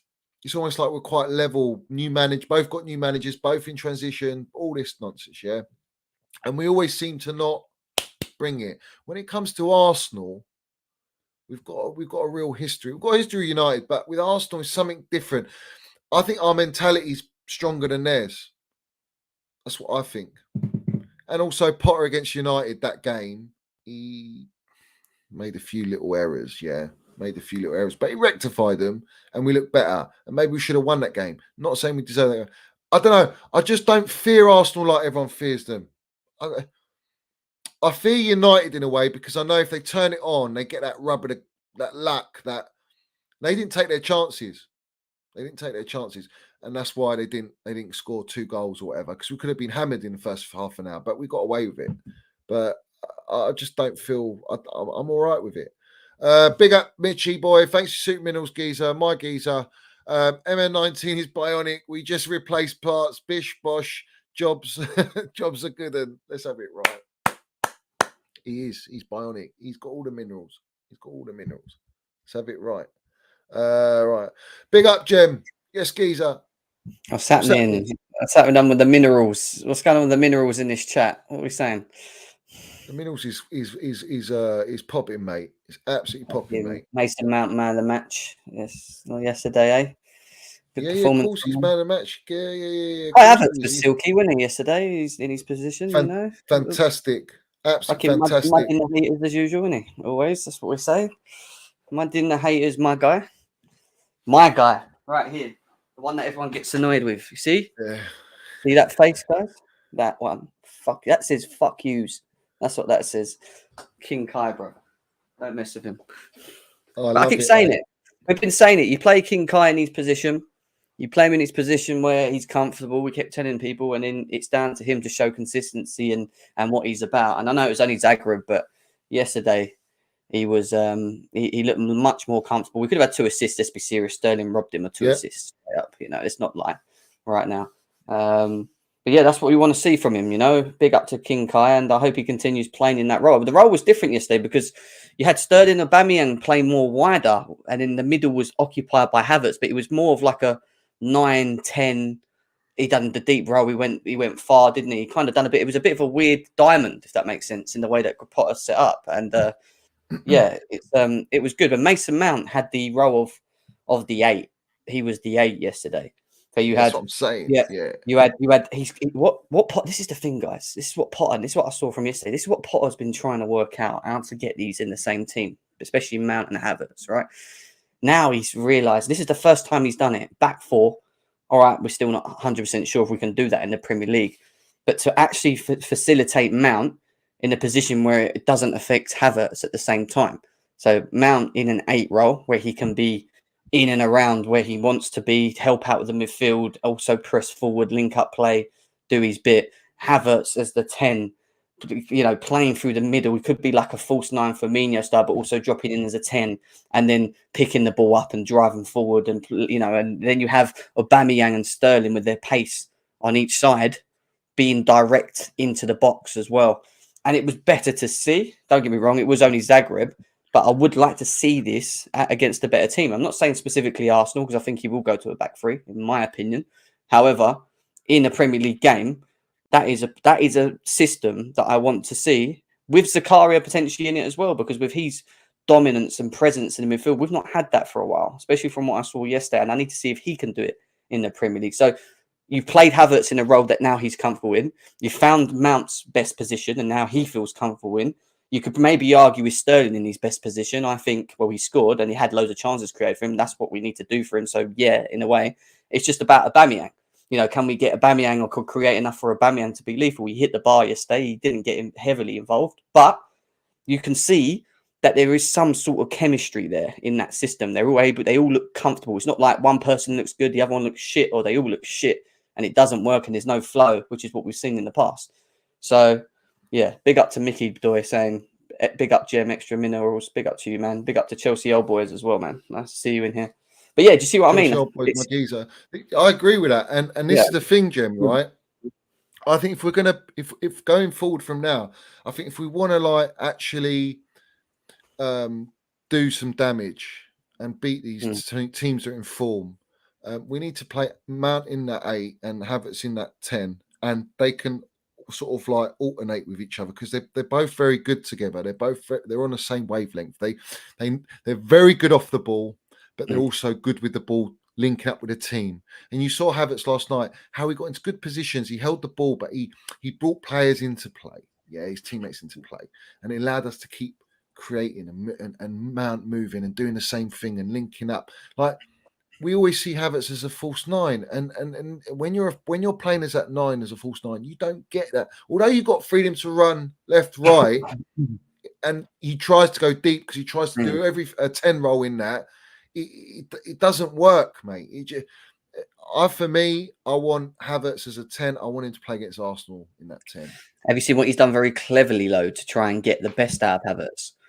Instead of having a focal number 9 in like an Aubameyang or whoever, where they occupy that middle space, he asked Aubameyang and Sterling, who are the further forward, when you think about it, to hold the width and be direct and go. So that space in the middle was open. So the defenders of the opposition, even though Havertz was there, it was either one goes with Havertz and then there's a space, or both centre-backs along with the full-backs worry about Sterling and Aubameyang's pace from the inside. So what it does is, which is clever, I was watching it, it opens up spaces one way or the other. Because if you think about it, if you're a defender and Havertz keeps going into a 10 role, picking the ball up, and he's meant to be a false 9, you're like, what the fuck's he doing there? Track him, or do you... Yeah, exactly. And then you look to your left and right, and Sterling and Aubameyang are standing so wide. You're like, why are they not so close to each other? Usually Chelsea play with 2 players very close to each other, and that's where we kind of struggle. What we try to do is create space by doing that and allow Havertz with his movement to be running into open space through the middle and using Aubameyang and Sterling's pace to do that. It was quite clever. I know people didn't really look at it like that, but I was really proper watching what we was trying to do. And I think he's trying to find a specific system that suits Both Mount and Havertz. Yeah, exactly. Mount and Havertz, yeah. Mount Havertz, yeah, but it suits the team and the forward line, and they're more comfortable in doing it. So it's just whether can we do that against a better, quicker tempo Premier League team. I think we can. And what helped it massively is Jorginho and Zakaria, and I'm saying Jorginho as well, because yesterday he had one of the best games I've seen him play in a while. Yeah, he was didn't have to worry, mate. He was going bang, bang, bang, and I was like, "Where are you? Where have you been? What is this? You know, we know you could pass a ball, but fuck me, now you're passing it forward every time. You get it. Usually you want to go sideways, backwards. This time he was like, no, bang, I'm the furthest guy forward, bang, bang, bang, and you know, and that fed into Mount, that fed into Havertz, that fed into Sterling. Quick transition. Yeah, exactly. Yeah. That's what I've ever wanted from us for ages, to play like that to a degree, but consistently. You know, this is the thing, Jem. We need a DM. We imagine if we had a Declan Rice, how that drastically changes the way we play. The balance it brings is mad. And this is what I'm saying. We need that in the middle of the park. We haven't got it. I mean, Zakaria's great.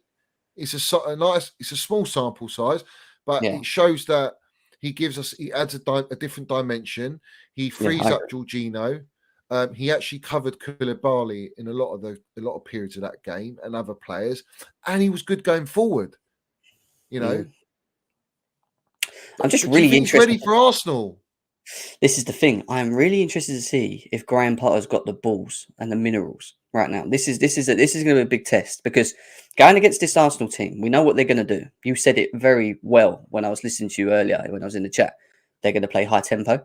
They play like, do you remember Liverpool under Klopp when Mane was there, when they fucking run around like headless chickens for the first half hour and scare you into making mistakes, and then they'll score one, and then they'll get on top of you, and you won't get back in the game because they've got a decent system to play it out. And they low block you. Block you. But if you remember, in games where they didn't score first, and what happened? They ran out of ideas very quickly. It was like, this ain't working. What's plan B? What are we going to do next? You know, this high tempo, winning the ball back, this, that, we've not took our chances. What do we do? And I've seen that happen to Liverpool. I see that in Arsenal. And when you look at the way Arsenal lost to Man United, that exactly happened, especially in the first half, because they were pumping Man United in the first half with intensity, with energy, with movement. And the way they do that is with the front three, because they're the problem, because they will get in your face and have got pace, and they will, they're technically, all three of them are very good players. They have got good front three, Arsenal. Yeah, but it starts from the front with them. Like Liverpool, when they had Salah, Mane and Firmino, it's the same thing as Arsenal. They have that three up front that are very high intensity players. You get past that and you control that, and then, like you said, our defense don't panic, and we just play our game and we try and nullify them from getting the ball.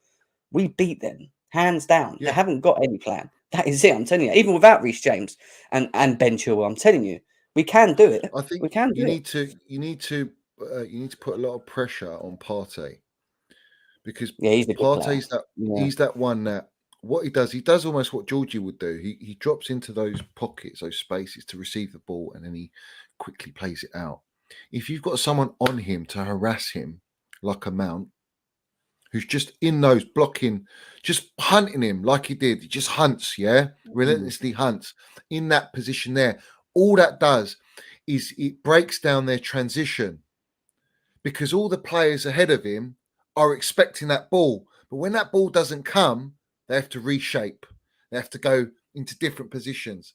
And then we basically get them passing around the back, trying to find a way out.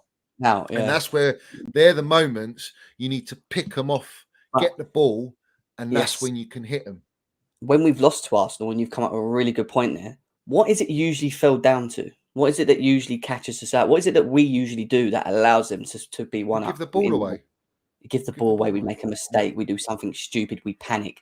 The individual errors come back against Arsenal. They don't actually score it. When I think about them in the Premier League, when we played them a couple of times, they've played okay, but they haven't. It's always been down to Chelsea making stupid errors. It's our own. That first Jorginho goal was Well, one of them was Jorginho. I remember with Tuchel. Remember, and And Blimmin' then- Kepa kicked it, and yeah, that one, yeah. Yeah, and then there's another one with Smith Rowe at home. Smith Rowe at home, yeah. And I think Asby made a mistake, didn't he? Or did he give away a penalty or Caught something? on the back, and we got a penalty, yeah, and they scored that. That was Yeah, past at yeah, that point, but yeah, that was one yeah, of the goals. Yeah, the fuck, I yeah. remember that. So So many individual mistakes. It's always with them. It's not that they've got the thing over us and they're a bogey team. It's just that I don't know. We just lack concentration. We just, we need to be on our game on that one for me. And this is the thing, Johnny. If we play a back four, people go, Azpilicueta is going to play and it's a problem. I agree, because Martinelli will absolutely skin him on pace, yeah? Do you know what I would do? I'd put Trevor Chalobah out there and I'd play Thiago Silva and Koulibaly and Cucurella. If you're going to play a back four, you play a back four with Chalobah as the right back and Silva and Koulibaly in the middle. That's the only four we can do. I don't play Azpilicueta there. I don't think he will. I think he'll go to a back three with the usual three, Koulibaly, Silva and Chalobah. But if he plays a back four, I'd rather have Chalobah with his speed, with his pace. Yeah, who's your right wing back? Asby? No, it'll be... What I'm saying is if he plays the system that he played against Zagreb, yeah, I'd play the four with the two in front, either if Kovacic ain't fit, Zakaria in J5 again, yeah. Mount, Havertz, Aubameyang, Sterling. I'd play the same, but I'd play Chalobah as a right back if we do that, which I don't think we will. If we play the back four. Is Kovacic going to be fit? Well, he's not been confirmed as fit yet, so we're waiting for that to be confirmed. But if he isn't, it's Ruben though. This is the thing, and Ruben kind of has I don't know. I don't think slow. Yeah, in this game, I think we need physicality. I actually think Zakaria, and that's a big game for him to come in and play. I don't think we've got much choice. We don't have the depth. But do you know what? Saying Right. that, I know he has had the minutes, but he's got confidence now, and confidence gets you through games. Yeah, that's true. If he's not too over ambitious going forward, and he just sticks to sitting and cleaning up, and his physical presence will be something for them to think about. Because if you don't play Zakaria and you don't play Loftus, you play Kovacic, Jorginho, Mount, for example, where's the physicality there? There is none. You're playing against Xhaka and Partey.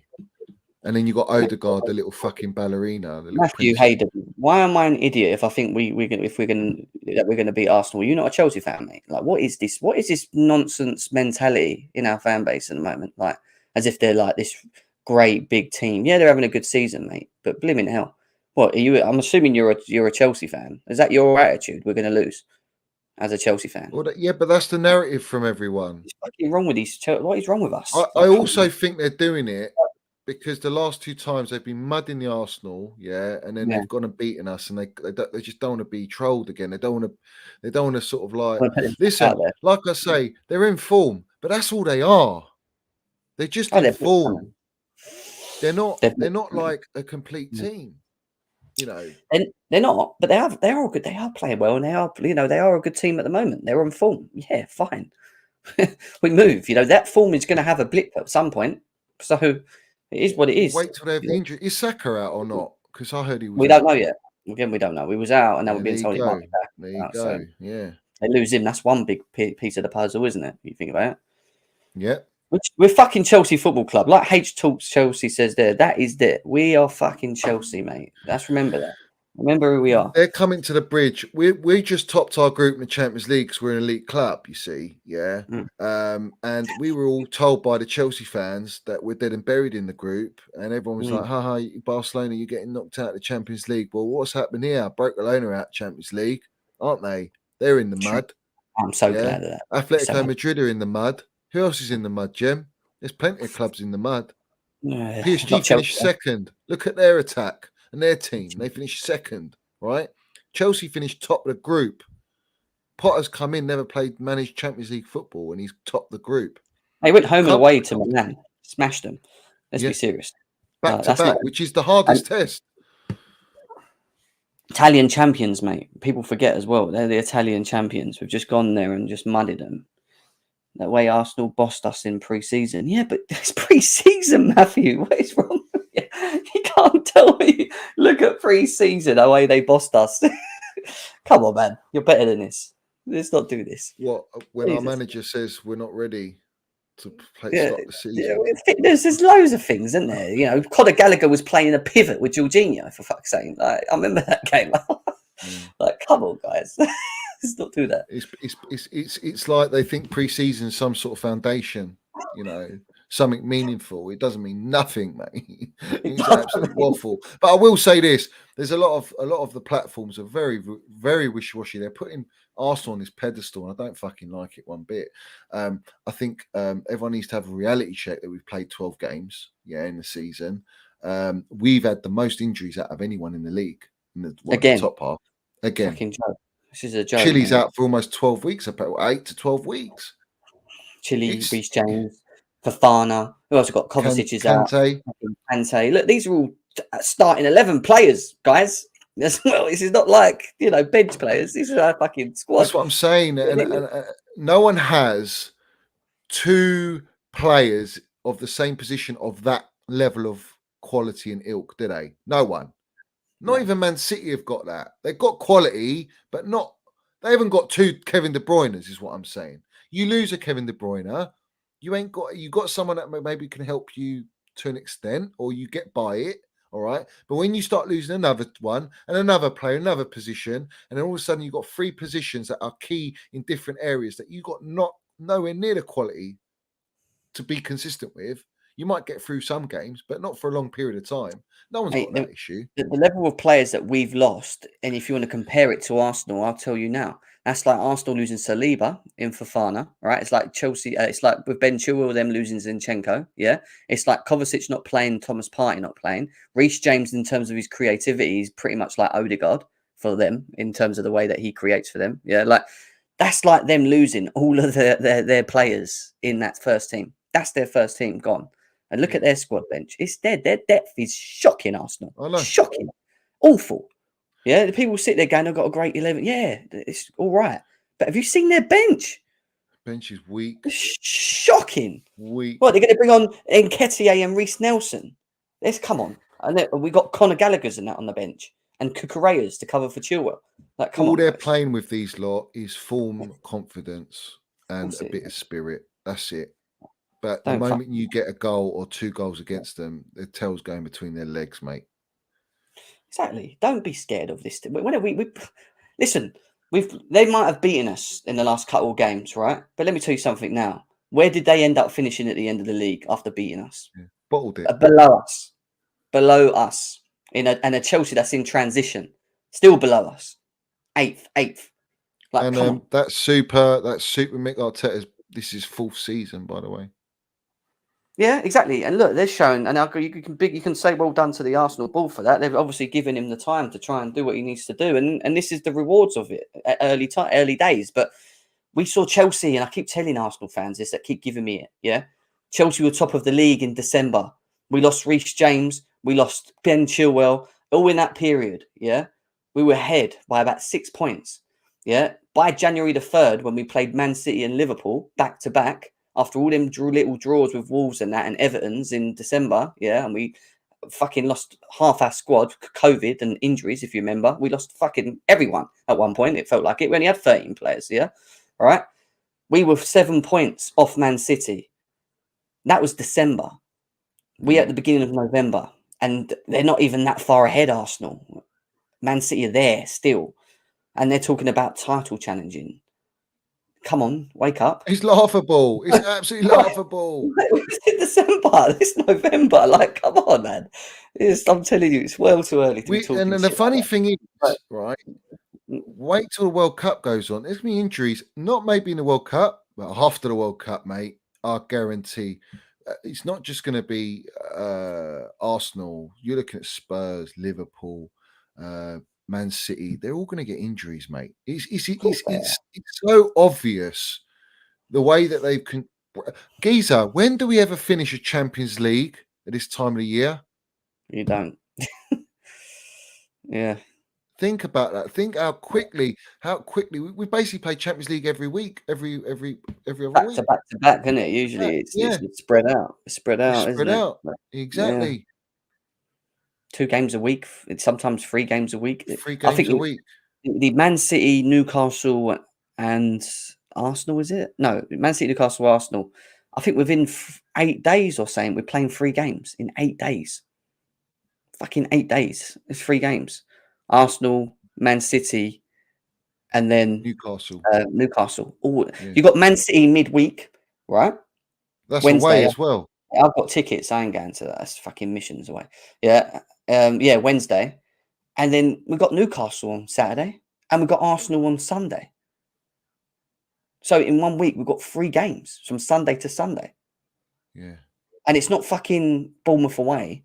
It's Arsenal at home, Man City at the Etihad, and Newcastle are in amazing form. We've got the same run in the last 5 games. Yeah. In the last 5 games, Newcastle and Arsenal have got the best form in that, how they're playing. We're playing the 2 hardest supposed teams on paper. And this is my point. We go and get points out of these games. Oh yeah, big statement. You got to say we're fucking mudding you lot. You getting humbled, mate. Hold that. 100%, and not just that. It goes 2 ways right now. We either win them games, and we're a lot closer to the Newcastles and Arsenals than we thought, and we're probably in 3rd. I'd probably say, yeah. Or we lose these games, and we probably end up 6th or 7th. That's what's going to happen. It is in a way. There's still plenty of time to turn it around. It is, but still, it could go either way or the other. Or even it could be that we beat Arsenal, we draw with Newcastle. I don't know. You know, with the City away game, I think there will be rotation anyway. You know, it's a Carabao 3rd round, isn't it, or something like that. So what we saying about? I'm all the way behind Potter, but what's your thoughts on Potter, mate? Because everyone seems to be very fucking opinionated on Potter already. It's ridiculous. Yeah, it's the fan base, the reactionary fan base that we currently have at the moment. No one has. See, the funny thing with this fan base is that we know that we're in a transition and that we need to have patience because we know that there's areas of our team that are still not sorted. But then we bring a manager in who's having the same problems, which I told you guys that when Tuchel got sacked, I said on the stream, Tuchel going and Potter coming in. Do not expect to see any Potterable consistency of any Potterable this season. I told everyone that. Yeah. And the reason I said that is because of the same crop of players we have, because of the same issues that we still have in terms of squad depth. We have numbers. We have more numbers than what we had under Tuchel, but it's the quality of the numbers and the position of the numbers that where we got them. No Reece James. Look at we're in fucking square one again. Same thing with Tuchel. All right, we've improved with Ben Chilwell getting injured because Cucurella comes in. But there's a number of things that needs to be sorted. And this whole thing of, Potter's not, he's not, getting the players playing well. It's not working. It's, he's not good enough. The reason they're saying that is because there's a big, there's not an expectation of him. You know, when Tuchel came to Chelsea, it was this manager that came with this world-class background, under PSG and whatever, right? We knew he was a top manager. With Graham Potter, it's the unknown. It's more, it's such the unknown. It's as much as unknown as what we have with our new owners. They both go together in terms of what are we going to get for the future? Where are we going? What are we trying to do? But you can't sit there and judge these two, two parts, our owners and Potter, over fucking 4 or 5 games. It's going to take a bit of time to get where we want to get. And yes, we have to see progression and improvements because we're Chelsea. The issue that people are using at the moment is we're Chelsea Football Club. Why is our expectations dropping when we should be challenging this, that and the other? You're right in what you're saying. I get that. But number 2, wake up and see where your football club actually is currently at the moment, because you're the same ones that are saying that these players ain't good enough. So what is it you want? You want us to win trophies and be challenging, and you expect the managers to be doing things, but at the same time, you're moaning about having agendas about players that are not good enough for this football club. So what the fuck is it then? Because you can't win with some of these fans. Yeah, you either want one thing or the other. If it's not that, it's that. If it's not that, it's that. They're not understanding that there's a middle to all this, and the middle is, we have a good squad. Yes, I think we should get Champions League. I 100% do think we should get Champions League.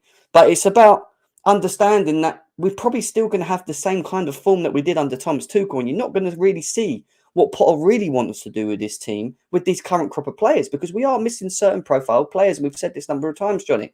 He needs time to do what he needs to do. He's, inherited a squad that really ain't his.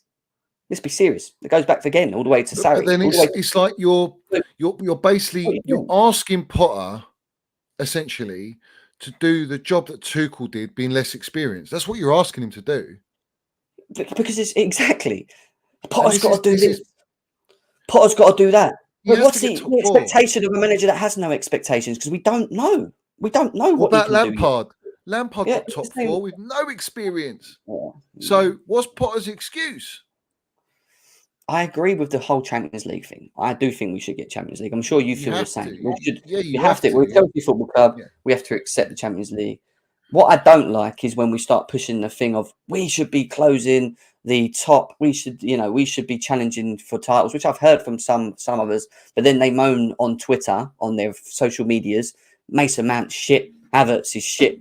Raheem Sterling shit. He's shit. He's that shit. Why they're at the club? Sell them tomorrow. We don't need them. So what the fuck is it that you want? What is it that you want? You can't have your cake and eat it. And what I'm saying is that I don't feel some Chelsea fans fully understand what and where this football club is. This football club has an image and a project, an idea of where it wants to go. The image, bruv. This is the image right here. But Rome wasn't built in one night, and we've got to give these owners a chance. Whether it's good or bad, we don't fucking know. You can have your feelings and thoughts on what you feel right now. But the ultimate truth is there is no real image to have that fucking feeling or thought because we've not given enough time to show us. So all you're doing is being reactionary over a short period of time because your team's not doing very well. That. Open your eyes. Open your eyes. Exactly. Open your eyes and realise that we are in a bit of a transition. The owners are trying to put the pieces of the puzzle together still. They deserve time. Potter's going to be given time. Yes, we should be getting Champions League, but stop crying like babies when we lose or draw games because I knew this. You knew this. We know that we need certain individuals. Consistency is an issue. And we lack a squad and we lack depth, especially when we've got injuries. We know where it is. Just understand it. So stop putting this pressure on him so early already. It's not worth it. The only thing I will say with Potter, where I will criticise him, is that he has to be a bit more flexible in terms of his substitutions and making decisions earlier. When things ain't working, I want to see him change it earlier. He should start. And look, he can have moments where he puts the team out, it doesn't work. He's trying. He's trying to get an understanding of how he can get the best system for the players that he's got on the pitch. And he's going to try different things because he has to rotate. I get that. But when it's not working, how quick can he adapt? Because when Mourinho was at Chelsea and things weren't working, he would do things at 30 minutes and change it completely and we'll go and win. Yeah, that's what I need to see him. Acknowledge and understand that ain't fucking working right now. But also, Jim, I don't think that's right, Geezer. I don't think that Potter's quite grasped and doesn't understand what his team is yet, or like he's trying to. He's what he's done is he's given everyone an equal opportunity. Right, he's got in his mind like Mason Mount given. Yeah, he's played every game under him. He knows the minerals and he plays every game. Kev has been very good under him. Silver, he knows he's elite. He's got his players, some of them, but I think what he's doing is he's giving everyone an opportunity. He's tinkering. He's experimenting a lot, trying to get through games, right? Because he thinks the quality is enough for me to do that, to get through games, right? And try and train with them, work with them, right? But where the problem lies is the injuries now have sort of like forced him, and hindered his actual ideas, opportunity, and ideology to play with these players as a set team so that we can get consistency. But we can't do that now. Right. So what we've gone on from is an elite problem-solving manager to a manager we don't know who hasn't had to have problem-solving because he's built his team with time. Exactly. He's got to be given time, but the fans don't want to give him time. Bowley and Clearlake, now, they've made this call to sack an elite gaffer. You have to back this guy. You cannot just go and sack him if you don't get Champions League. You can't do it. You have to back him.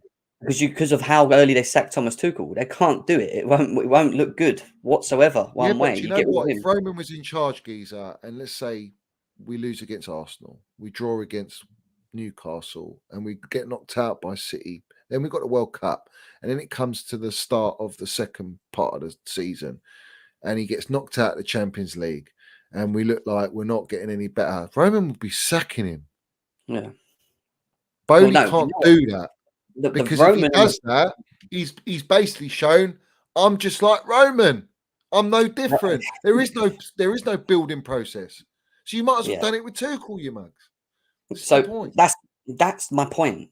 We as fans are waiting to see what type of owners we have. What owners do we have? Do we have patient owners, or do we have owners that are looking at making their money back quickly as possible and winning things early and trying to do, carry the Roman philosophy forward? What is it we got? And the reason I feel that we haven't got going to be doing James, hold on. He might be trying to push the Roman model and philosophy, but with better personnel behind the scenes. Roman's personnel behind the scenes weren't doing. Yeah, that's my point. That's what I was about to go on. They're So footballing brains.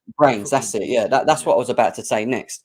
The reason I don't think he's trying to do that is because you kind of look at who he's trying to appoint, and when you look at the specific board members that he's bringing in, they all have a common link. People don't realize it, but they all have a common link in one sort of way or the other. They've either worked for Red Bull or they've worked for Man City, or they've done both. Yeah, and I think there's a philosophy behind them specific members coming in and doing the job to a degree. However, it will have to kick on, and we will, after they spend money, have to start seeing progression. Every owner of any business across the world, when they set up a business, they don't set up a business to wait for 10 years for it to become something. They set up a business to start from the bottom, put the foundations in place, and then see growth, and progression. Right? No one builds no one sets up a business and makes it a multi-million, billion-dollar successful business straight away. You have to start the growth, the development, the building blocks, the process. We completely wiped out our board. We took them all out. Todd Bowley was sitting on the fucking coaching chair. Staff, Everyone, scouts, everyone, mate. Everyone's gone. He wiped out all of what we knew under Roman. Sat on the king's chair with Thomas Tuchel sitting next to him on the mini chair between the two of them, and sat there and decided to make the decision to go into the market and try and take control of things in the way that they want to do things moving forward. It's that early. So he already had a plan to try and kick things ahead without specific board members being there, because he just, wasn't ready for it in that time. He'd done what he could. He worked. He brought in some players. And now he's bringing in board members back to back to back to back. Soon we're going to have a sporting director eventually, I feel. Not this year. Some point next year we will have someone that comes in. But my point of what I'm trying to say is we're too heavily demanding now, but not understanding where we're at and where we're going and where we're trying to go. And what Chelsea are trying to do, if you listen to what Ben Jacobs said on my last show, is a long-term thing. It's a philosophy for this football club to be the new Man City, to be that have the longevity. They don't want to do what Roman did, which is just win and then this is what they're changing things. They're still going to set the tone with standards, winning mentality. We're here to win and be a successful club and continue success, but we want to build on what the success has been laid down already. The last 20 years, the 17 years. We're building upon that to make it even more success, because the foundation is all there for them to make us, if you heard Bowley, he wanted to make us like Real Madrid in that ilk. Yeah. He wants us to win. That's a bold, ambitious statement. All right. He wants to make us the Man United of England. That's what he wants us to do. That is it. I generally believe this is why I'm not getting on Potter's back. Yeah, because I won't do that with him. I don't think I'll ever turn on. I'm not going to turn on the gaffer. I don't turn on gaffers. We never do. I'm back to Tuchel. We're the same. No matter how bad it gets, right? I'll back him, and it weren't even that fucking bad with these lot, and they still got the boot, right? So Potter, I generally feel he could be our Sir Alex, and I know people go, "Oh, that's a bit far fetched," yeah. But I think if he's given the backing and he's given the right network around him behind the scenes, where they will actually go out and buy like they're looking at an Nkuku, they're looking at players of not Ronaldo's, not the big names. You're looking at potential, but with some sort of pedigree. Yeah, they have to be very careful with the data and analytical model, because it's not guaranteed to translate to the Premier League. Premier League's a different animal. Premier League's a whole different ballgame compared to any other league. The Serie A, Bundesliga, La Liga. It's the fastest paced league, most relentless, most intense league in the world. So these players, although they might have great stats and great analytics and great trajectory and all that nonsense, yeah, are they built for it? Are they mentally capable as well? Because you can go and pay big money for these players, and there might be young potential, and Cuckoo, Leals, and all these players. Bellingham, all right. Declan Rice, we know he's got pedigree in the Premier League, so that for me is a given. Fits like a glove. But other players like Bellingham, for example, he's still very young, and he's playing in Bundesliga. There's no dispute he's a baller and he's talented. He's got minerals. But is that at that age right now? Is he translatable to the Premier League to challenge for longevity? This is the thing. It's a bit of a risk. You can't just go analytics. You have to go eye test, physicality, a bit of everything. So Potter definitely has a wicked team behind him, because look at the players that he's picked on a low budget at Brighton. He knows he's got an eye for the players he wants to play his philosophy.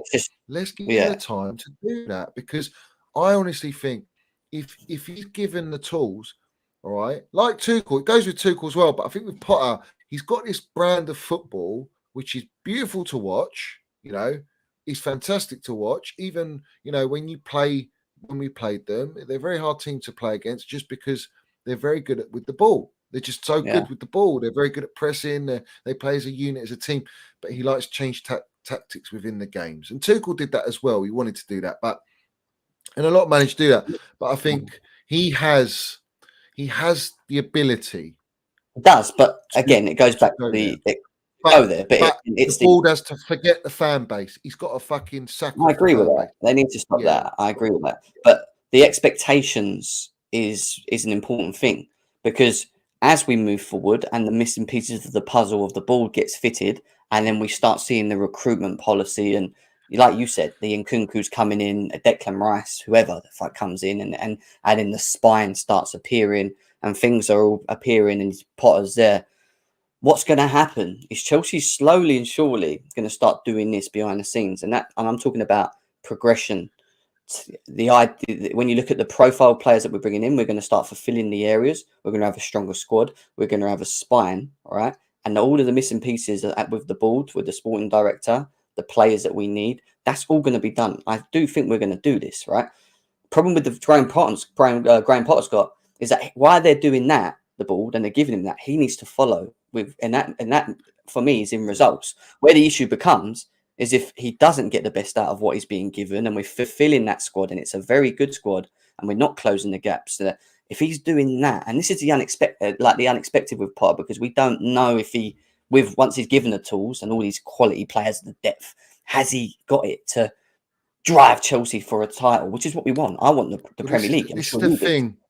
But if he starts doing that, Johnny, do not be shocked if they look at him and go, "This ain't working.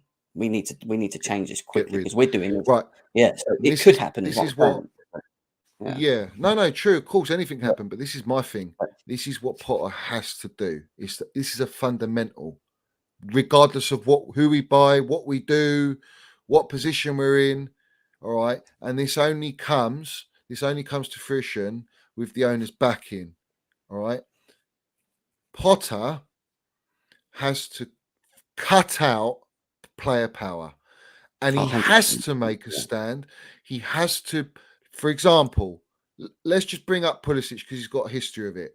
If the owners won't refuse to sell Pulisic because of the financial income that he brings off the field, all right, the marketing monster that he is, right, but Tuchel didn't rate him, all right, wanted to sell him, he wanted to leave, all right. Potter, same scenario, hypothetically, because Pulisic could turn it on this year, who knows, all right. But I'm just saying, hypothetically, if Pulisic is not trusted by Potter, Potter says to himself, I can't use this player, he's not what I need. Yeah, he doesn't give me enough here, I don't trust him enough, blah blah blah, his condition, his trajectory is not right, blah blah, whatever reason it is. Until that player leaves, all right, and this is Pulisic not delivering. Until Pulisic, forget Ziyech, I'm talking about Pulisic. Until Pulisic leaves by Potter's request, that is when I know Potter is properly getting backed. I agree. Because it's a big thing for Bowley, being American, with Clearlake, to sell a marketing monster, financial monster like Pulisic, because of what he gives you. He sells more shirts than Ronaldo and Messi and all this, right? I'm saying this is if Pulisic doesn't perform and Potter doesn't favour him, because he might well do, and then fair play. But in this scenario, it didn't work with Tuchel. Tuchel didn't want him, and look who gets sacked. Look who moves on, because you lose the dressing room. It's one player. It's all it takes. One player. And that's why Tuchel was unbelievable, because he dealt with the cement-booted rat who he did fuck it up a lot, but Tuchel managed to keep the squad together. Right. Right. And he kind of pushed the ones that weren't on board away and tried to keep them.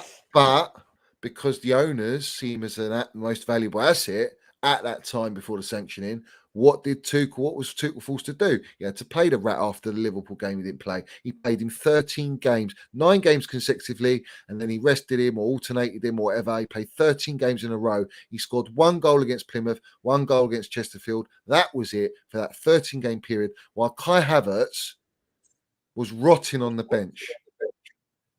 So this is what I'm talking about, player power, but also ball power. And when Roman got sanctioned, that was the moment. I think it was the game before he got sanctioned, which we played Lille at home, and he dropped Lukaku after that 13th game, and he put Kai on, and Kai scored. And Tuchel celebrating Kai's goal tells you everything you need to know about the gamble he made there. Because he not only took off Lukaku in the Club World Cup final with 25 minutes to go. Who does that? Right? Well, you don't take Drogba, Costa off, your 100 million striker off to win a Club World Cup, right? He did that in front of Roman, and that was our first message, yeah? If Roman didn't get sanctioned and he's still here, Tuchel's gone regardless. Yeah. Because they will not sell Lukaku. Now it's swayed. Bowley conned us. I'm not having a dig at Bowley. I'm saying it how it is, because I land the minerals. I don't give a fuck me, yeah? But this is how I see it. He got rid of Lukaku sharpish, knowing it's costing money, because he knew Tuchel couldn't work with him, didn't want to work with him, and the player didn't want to be there. So he got rid of him. That's one. Then they got rid of all the dead wood. It's most of it, yeah. Most of it. Yeah. But he didn't get rid of every player that Tuchel didn't want. And we're talking Ziyech and Pulisic. That is the problem. That's where I think Tuchel goes, I've caught you talking to Potter when we signed Cucurella.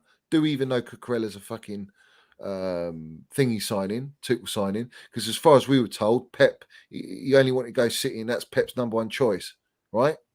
And out of the blue, we're signing Cucurella. Right, and then out of the blue, all of a sudden, Tuchel gets sacked at the end of the transfer window, and we've got Potter the day after. So it's premeditated, it's pre-planned. That's the reality. So now the board have to deal with it, bruv. They have to go with it. They've made this bed now, and I'm fully behind it. You know, I'm not putting any pressure. The pressure's on them. Pressure's on the owners. And the thing is, I think I saw SW6 Tony. He put a comment up actually. I don't know if you can see it on there. It was quite a good comment, and it's probably worth talking about quickly, because he was mentioning about why. Big up, Tony. Big up, Tony. He says, go on. This one. Yeah. It was like, why did we do that? Though, replacing everyone, it was a winning formula. If it ain't broke, don't fix it. I get it, all the new horizons and all, but 25 trophies in 25 years, what's there not to appreciate? It's not that we don't appreciate, Tony, that we appreciate it as Chelsea fans. You, Johnny, me, we've seen our football club do something that a lot of clubs have not seen, and that's win every single trophy possible that you can play in. We've done it all, yeah? And let me tell you something now. That is all good and well, right? However, it was never ever going to be. We were never able to be consistent with that. And when I say consistent, if we was winning trophies, yes, It's granted, FA immediacy. Cups, Champions Leagues, and whatever. But how consistent were we in the Premier League, mate? Even with the Hazards and all of that, all of the players that we had from them points, how consistent were Chelsea through that 20 years that Roman was there of being dominant in football? I'm talking about we've done back to backs, and that's dominant. Only But I'm Jose, talking about though. like look at what Man City have been doing for a while now. How dominant they have been. But Jem, from, this is the problem, yeah, and this no, is what I was saying, this right? is that's what I'm saying. It's not. Yeah, I What we've agree got with to do that. is take the mindset of what we did under that, because what we did under that is beautiful, and we'll never forget that. And I don't think there will be another football club in football that will do what Chelsea did in 20 years in this Premier League. I don't think there will be. Not in the way that we won things and how we did things. And what Roman gave us was his way. It was a ruthless. If it doesn't work, get out, bin. Yeah, we're bringing the next one, the next one, the next one. The difference back then to what it is now is that there isn't that high, and I think this is one of the reasons why it wouldn't have continuously worked, is that when you look at the crop of managers that are available in the There's not world of any football, around, mate. there's hardly anyone around anymore. You couldn't just pull Ancelotti out the books and then throw in Mourinho back again and then bring in Conte. Do you know what I mean? And then there were so many top managers that come to that football club for that period, right? And not just that, it was what we didn't like. We failed in the Premier League in that era. We did, because we didn't win it enough through how dominant that we were. This, Jem, yeah? That's a problem, and that's why we want to change that for the future, Yeah, so that we can be that. You have to. Yeah. If you want to be dominant like City are now, you have to build a structure behind. Roman didn't do that. He didn't give a shit. He was a don. He just done this for love of the game and love of Chelsea, right? And helping the community. And we know that. We know Roman loved Chelsea and loves us, right? That was it. Yeah. But this is the thing. Only what Jose's done back to back, Premier League titles. Only Jose. No one else has done back to back Premier League. We've done it all scattered, right? There's a reason why we never dominated back to back consistently. Not only because of the managers, change of managers, but the board and I agree. Their unwillingness and incompetence and arrogance to not back the manager that has 100%. Just won you the Champions League or won you the Premier League. Because what you have to do, and what Ferguson did every season without fail, he always added one or two players and he always refreshed the squad a little bit to keep it alive, to keep the hunger, to improve you, because everyone else around you improves. Chelsea didn't do that. They only spent money when we didn't win a Premier League title or we failed in the Champions League, because the hunger came back to do it. And when you win it, you think, oh, we're at that level now. That's not how football works. Yeah. You have to keep improving and building on what you have. When we had Hazard, who was a legend, unbelievable player, right? When you have a player like that and you don't build around him after that period where we lost Lamps and all that, right? This is the thing for me. Conte came in, he won that Premier League after losing to Arsenal and all that, going to a back three, because we didn't have European football. We only had the Premier League and cup competitions, and he was never really a cup competition manager. We knew that about Conte. He's a league manager, and he won the league. But then he didn't get back, did he, after winning the league? He wanted certain players, and he didn't get them. And he threw his toys out the pan. He fell out with Costa, and then we lost one of our best strikers since Drogba, And then it went sour, and then you have to get a new manager in, and you go for Sarri, and then the Sarri, we all know that panned out, and he won the Europa League, but you could see moments of Sarri ball coming into play, And then he got enticed by Juventus, and he goes Juventus, and you got Hazard, all right? He knew Hazard was leaving. He knew he was going in a transfer ban. Sarri said, fuck that. The fans are giving me shit as well. I'm off. I get that. He's gone, all right? So then you bring in Lampard, and you ask Lampard, the most inexperienced manager, because he knows the club and he knows the youth through Jody, with 1 year experience at Championship level, to go and rebuild and get Chelsea top four is madness. It's not happening. Is madness. And Frank Lampard did that. And that's why I respect the GOAT for doing that. And he didn't get the fucking credit he deserved from these dickhead fans. The real fans respect it, yeah. But he brought back a connection and love between the fans and the club and the manager through Lamps, all right? And rejuvenated that. And then he couldn't handle the 7 signings. He couldn't handle that and implementing that and the pressure from the board. And the board had already made their fucking decision that they wanted Tuchel. As soon as he left PSG, they were on to him like shit on a blanket straight away. All right. They even bought I believe they bought Silva for Tuchel because I think Silva knew he wanted to leave. Tuchel left and they had a really big bond. All the dots connect. Lampard got done. He deserved to get out of a dip. And they didn't let him get out of a dip. And then you get Tuchel come in, and then you think, what's Tuchel going to do with this squad of players, you know? And he goes and does the unthinkable, wins our 2nd Champions League, a trophy we've never won, another Super Cup, gets into all the finals, guarantees us top 3 for 2 seasons, and then gets the fucking sack after going through everything that we went through in a club. If you look at the whole story and the image of it all, it's fucking ridiculous. It is. But here we are as Chelsea fans. We love our club and the club comes first. And at the end of the day, without us as supporters, the club ain't got no soul. Yeah. Otherwise, you're just going to have suits and boots walking around paying the money, which is the way football's going anyway. But this is the thing. We have to get back behind this manager and we have to build longevity. We have to build stability. They can't shift. They can't shift the mindset of what we was under Roman, and that's the problem. And that's why you've got that reactionary fan base, because it was like as soon as something wasn't working, we used to just moan and it'll be gone. And that's where they're still stuck at the moment because they think that we're still that, but we're not that. Or we don't think we're that, or we're waiting to see if we're that under Todd Bowley because we don't know. But you know, when we talk about the best managers in the Premier League. Sir Alex Ferguson was appointed at Man United in 1986, right?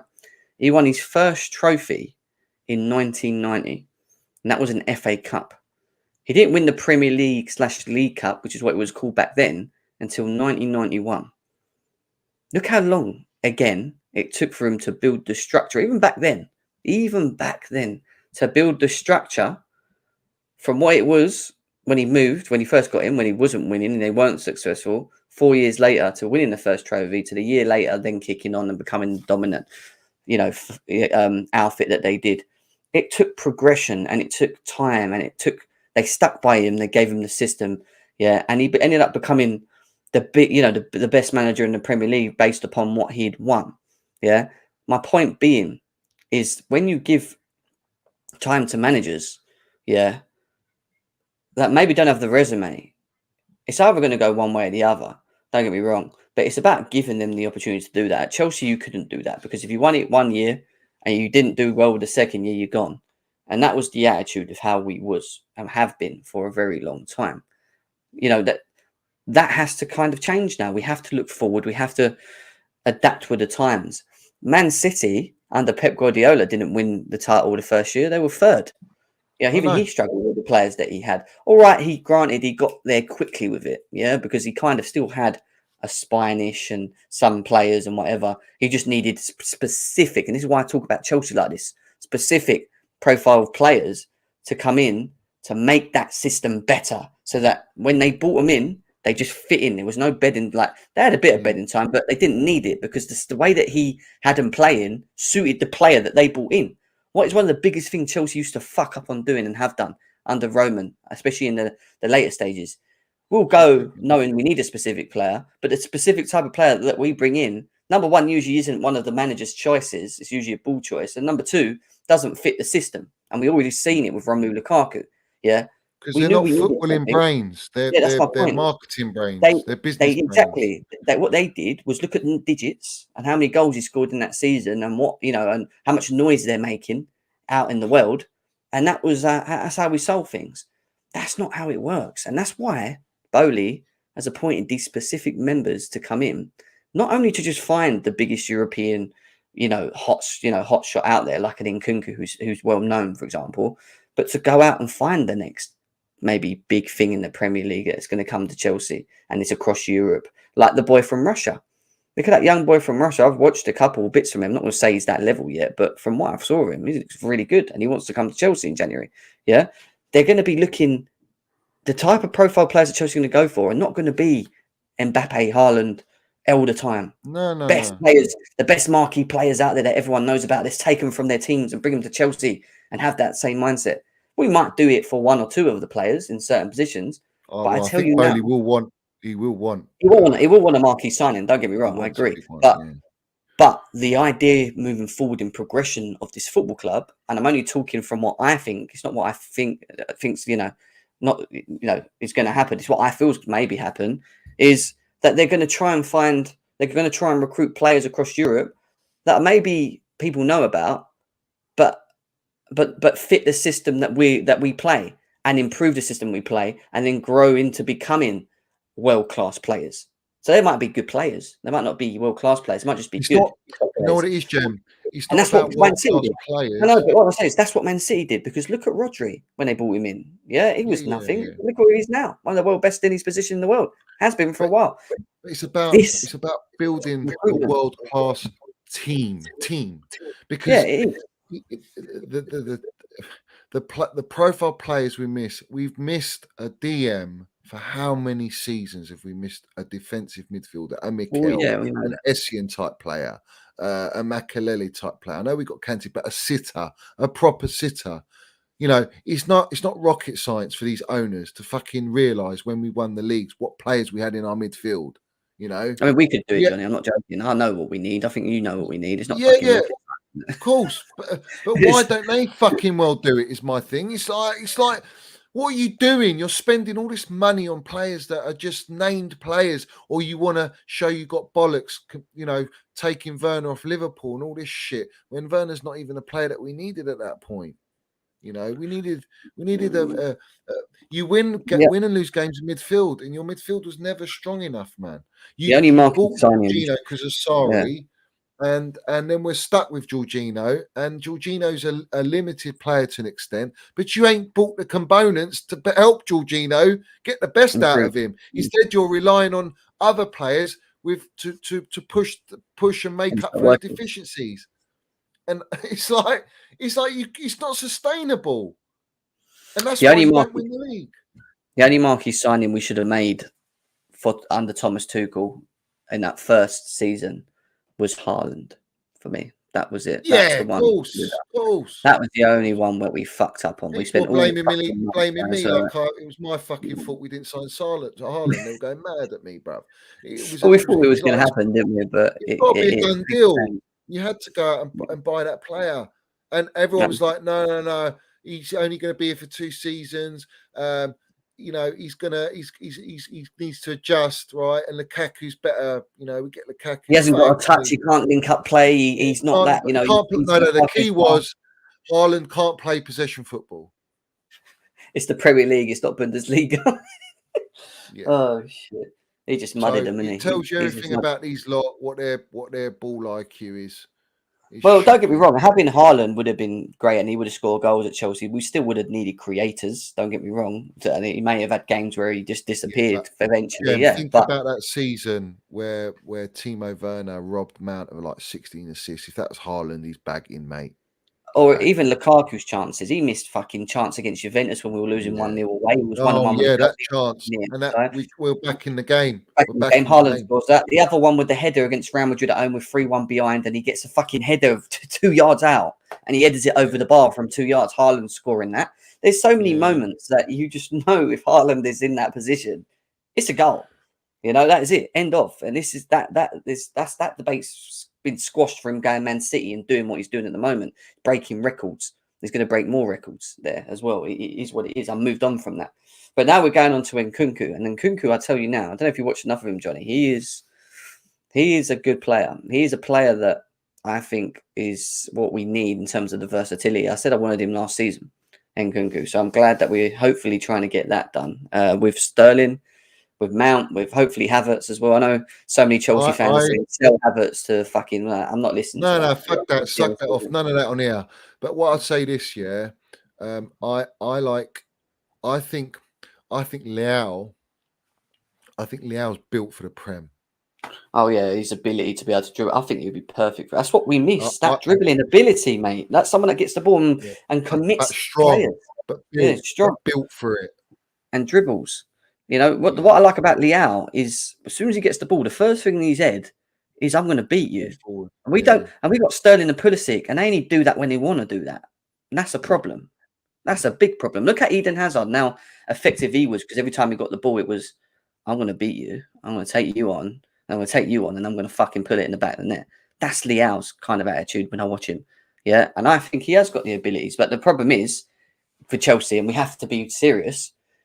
You ain't signing Kunku, Liao, Declan Rice, and potentially getting another defender if Thiago Silva leaves in Guvdal, who's going to cost you 50, 60 million in one summer window. Declan Rice is going to cost us 70, 80 million easy.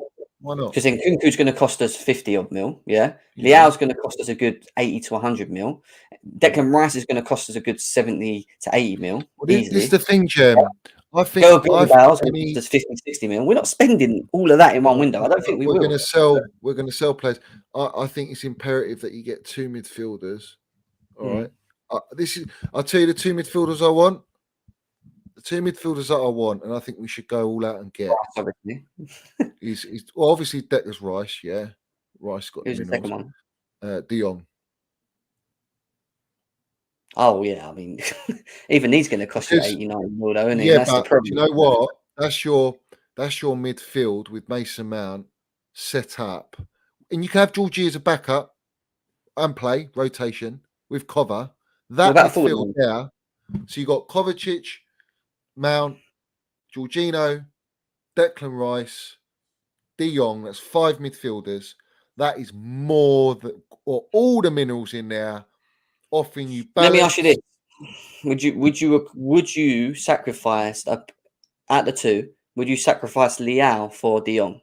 So you got Declan Rice already, and you could either have Liao or De Jong in your team. What would you add in that team to make us? What do you think would be what would you choose out of the two to make us better? De Jong. It would be De Jong.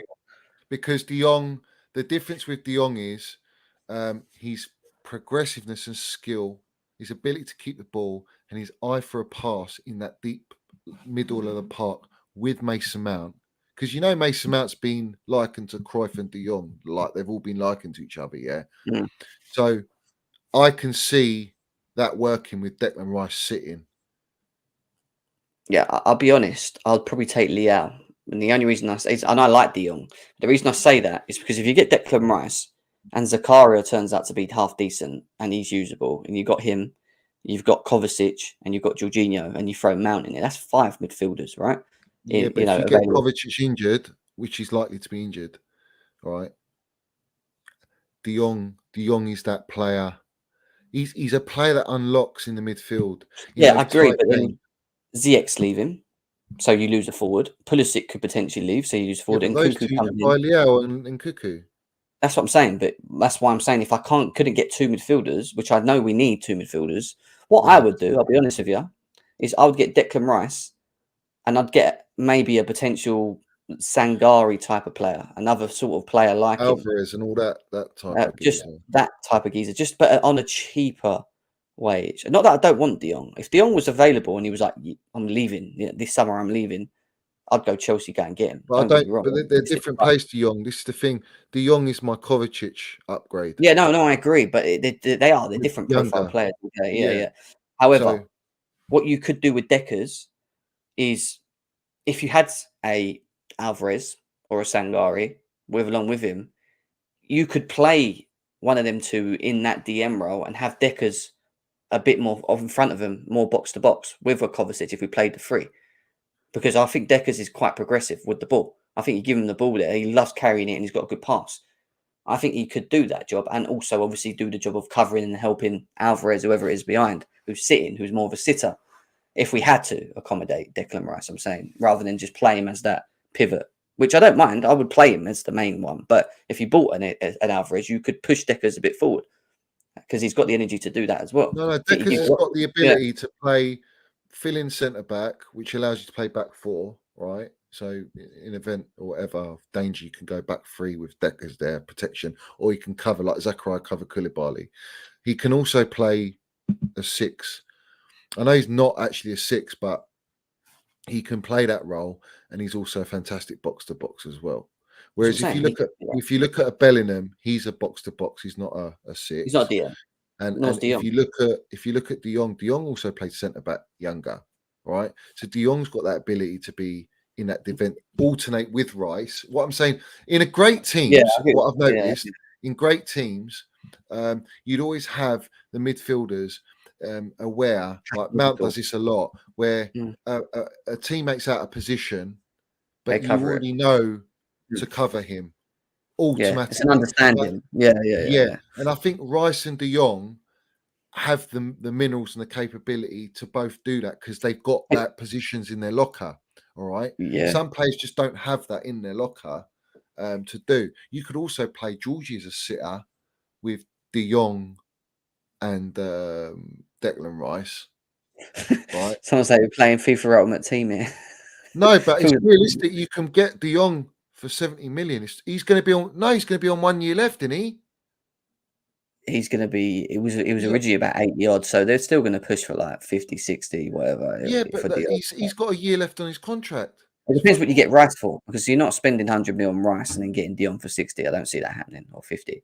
I think Rice has to be around 70. If you get Rice for about 70 and you get De Jong for like 50, 60, I'd say That's a bargain, mate.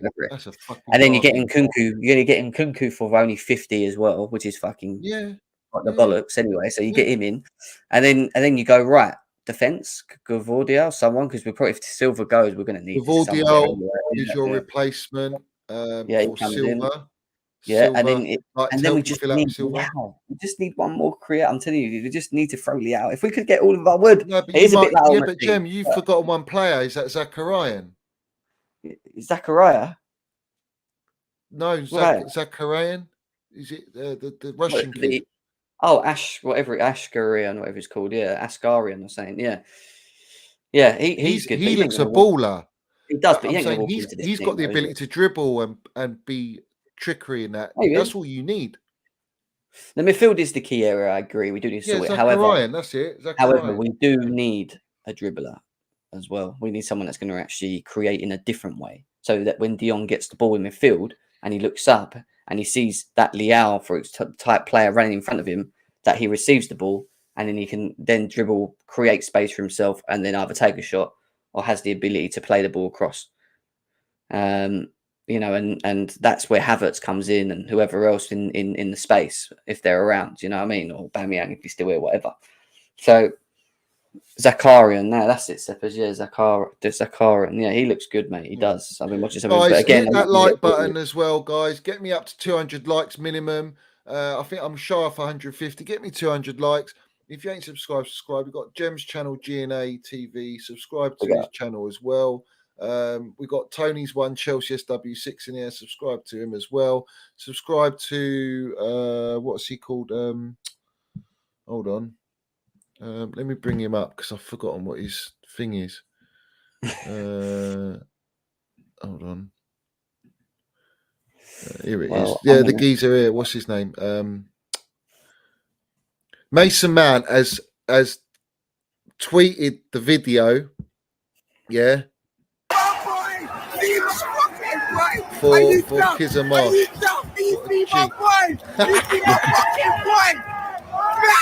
Have you seen this, Jem? My boys, see my boys, see my boys, see my boys, see my boys, see my boys, see my fucking boys. Are you dumb? Are you dumb? You see my boys? You see my fucking boys? Have it right, the minerals, man. My boys, see my boys. But anyway, Mason Mount's retweeted it, guys. He's tweeted it saying, "For the love of Chelsea." What was I saying on my stream, guys? Let's have it right. He loves us. He's one of us. That was a gift to us. He's so important for him to score a goal. He says, "Thanks for capturing the vid, Kids and Marsh," and he's The Black Lad Traveller. That's his YouTube, guys, and his Twitter. There you go. I've seen him Landed before, it there. actually, somewhere. I don't know where, but Yeah. yeah, I've seen it. He There you rings go. bells. But listen, I'm gonna wrap up the stream. Yeah, it's perfect. Yeah. Big up to social Mount Porn, you nutter. All right, so fair play. Big up to everyone in here. Thanks for coming on, Jem. Yeah, No worries, man. No worries. come on We've again. got, I think I've got Igal coming on tomorrow for the Arsenal preview at 1 o'clock. Yeah, to feed all that waffle. Yeah. Yeah, well, we'll see what he's got to say for himself, haven't we? So, yeah. We'll see. But yeah, big up, man. Make sure you're smashing the likes for him and that. And yeah, and up the Chelsea. Let's be confident, man. Let's be confident for. I know it's with some people struggling with that, but remember who we are. We are Chelsea Football Club. I'm going on Sunday. I'm sure Johnny's going as well. You know, we're going to take our energy there and get up for it and get behind the guys. And let's hope Potter picks the right team, yeah, because it all does fall down to who he picks for me as well. So let's hope we pick the right squad. And yeah, we'll go from there, man. Big up, man. Thanks for having me as well. Big up, you later. Jem. I'll see you soon, later, yeah. This Take for care, you, man. geez. Let's have it right. Up the Chelsea. I'll see you later. See you later, man. See you later. Yes, guys, let's have it right. We know about the minerals. Ballon d'Or, #1. Let's have it right. Guys, before you go, smash the like button. At the end of the stream, put your comments down below. Give me your feedback. Put anything in there. Big up to all you guys in here. Supporting the channel. You know the deal. And like I say, up the Chelsea all the time. Tomorrow I'll do we'll do a stream on the Arsenal game and all that nonsense, yeah. And before you go, like the video, hit your notification, subscribe if you haven't subscribed, yeah, put some teams in the comments down below, like at the end of the stream, and interact, guys. Thank you very much for your support. Great stream, great show. As always, we land the minerals everywhere we go. Big up to everyone. I'll see you tomorrow. Let's have it right. Up the Chelsea, up the Minerals FC. Let's back the Potteralls. Let's back the Minerals Mount, the Kai Havertz, the whole team. Let's land it. Let's believe we're the Chelsea. We see things they'll never see. Let's have it right.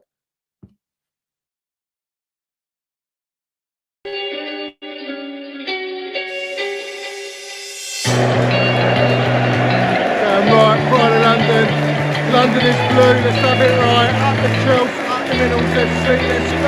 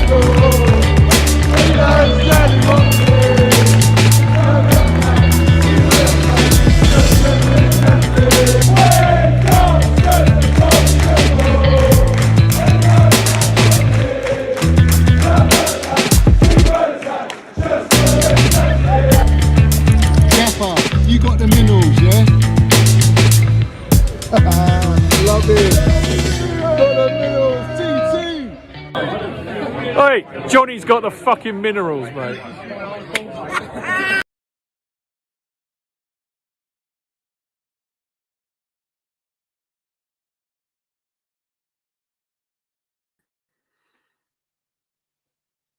So have it right, guys. Make sure you land your minerals and you like the damn video. You subscribe to the channel. You put your comments in there, hitting the notifications. You got the Minerals FC membership as well. Big up to every single one of you. And we'll be back tomorrow as always. And let's respect the damn Minerals FC. There ain't no platform like this out there. We're here for the Chelsea, and that's what we do. Let's have it right.